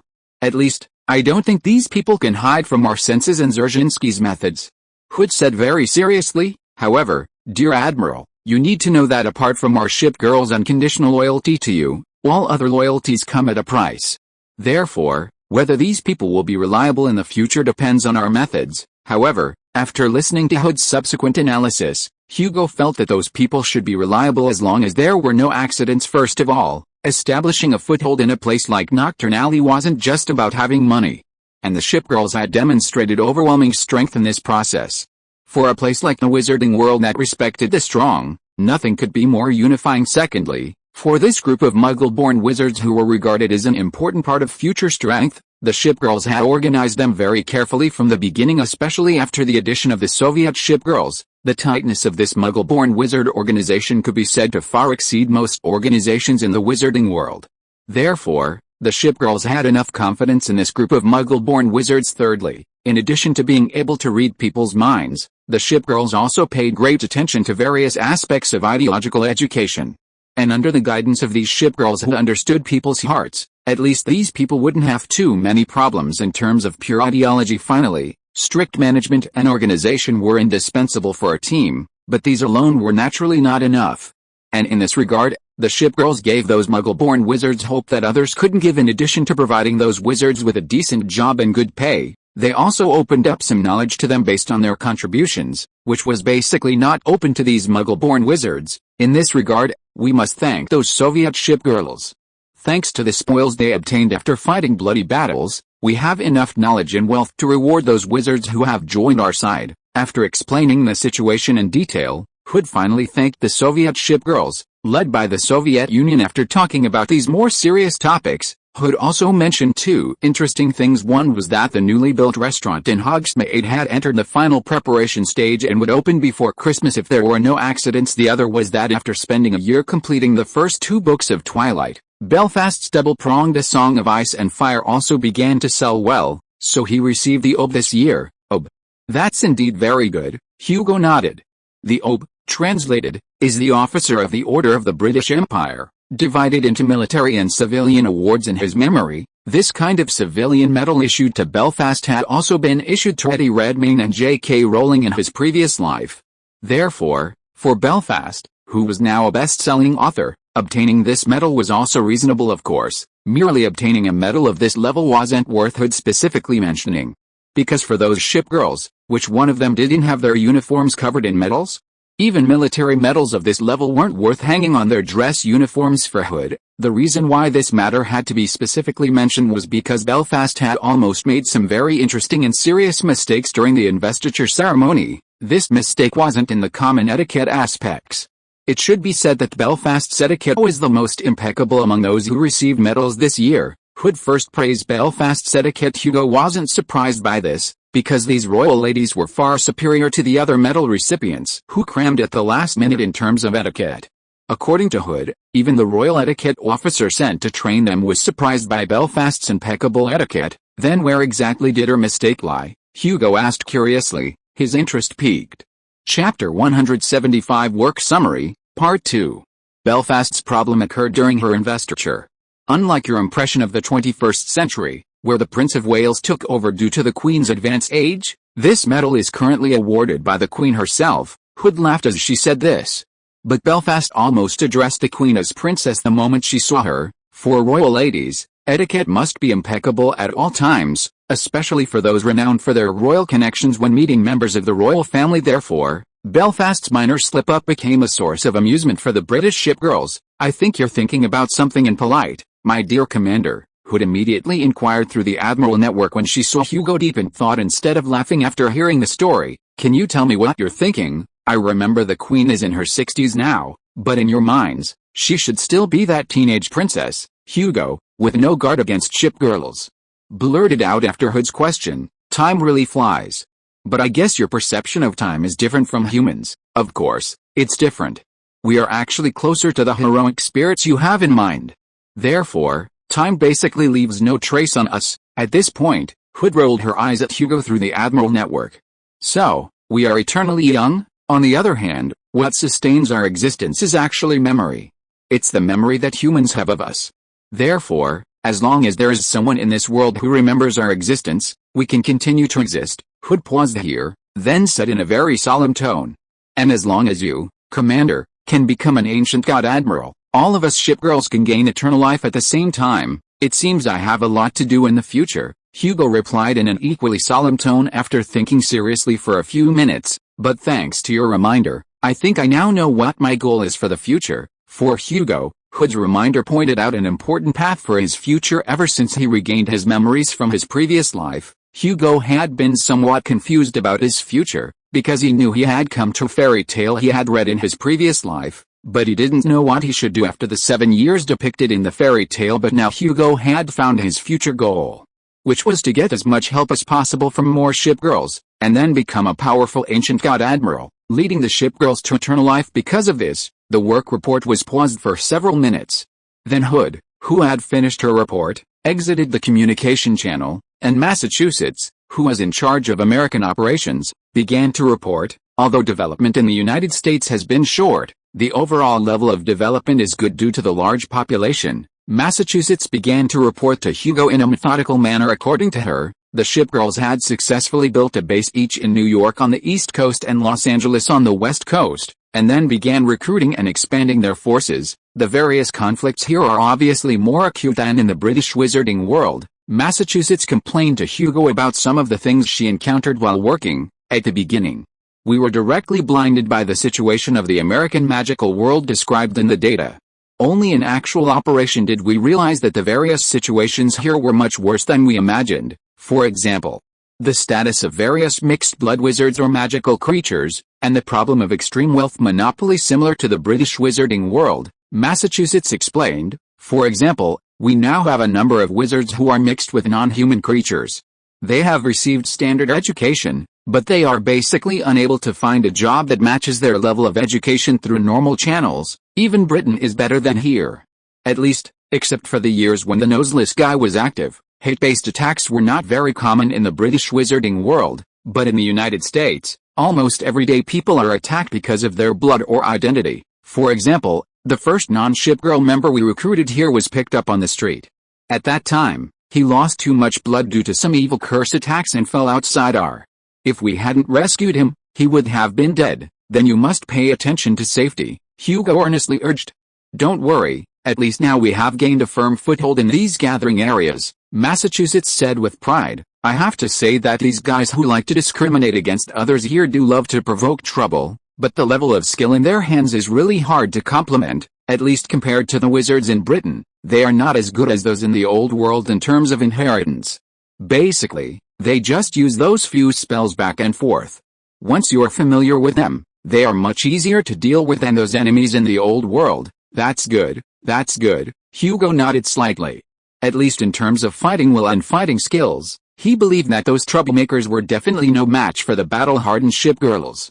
What he was worried about before was just that some weird effect magic might pose a threat to the ship girls. After listening to Massachusetts' report on the situation in the United States, Hugo first opened his eyes and drank some of the drinks that the flight attendants began to distribute, and then began to listen to the Soviet Union's report on this period. Unlike Hood and Massachusetts before them, the Soviet Union's area of activity covered the entire Eastern Europe, and their side was also the place facing the most intense conflict at the moment. Ship girls basically do not participate in wars between humans without the order of the Admiral, and the reason they were involved in the war this time was to recapture the port of Perrin, which was likely to fall into the flames of war. But what they didn't expect was that those people they saved by stopping the war became their staunch supporters, and then, for humanitarian reasons, they began to slowly break through the original planned scope of action and completely involved in this war. Thanks to everyone's help, we are now able to successfully advance our plan. At the beginning, the Soviet Union thanked all the shipgirls present.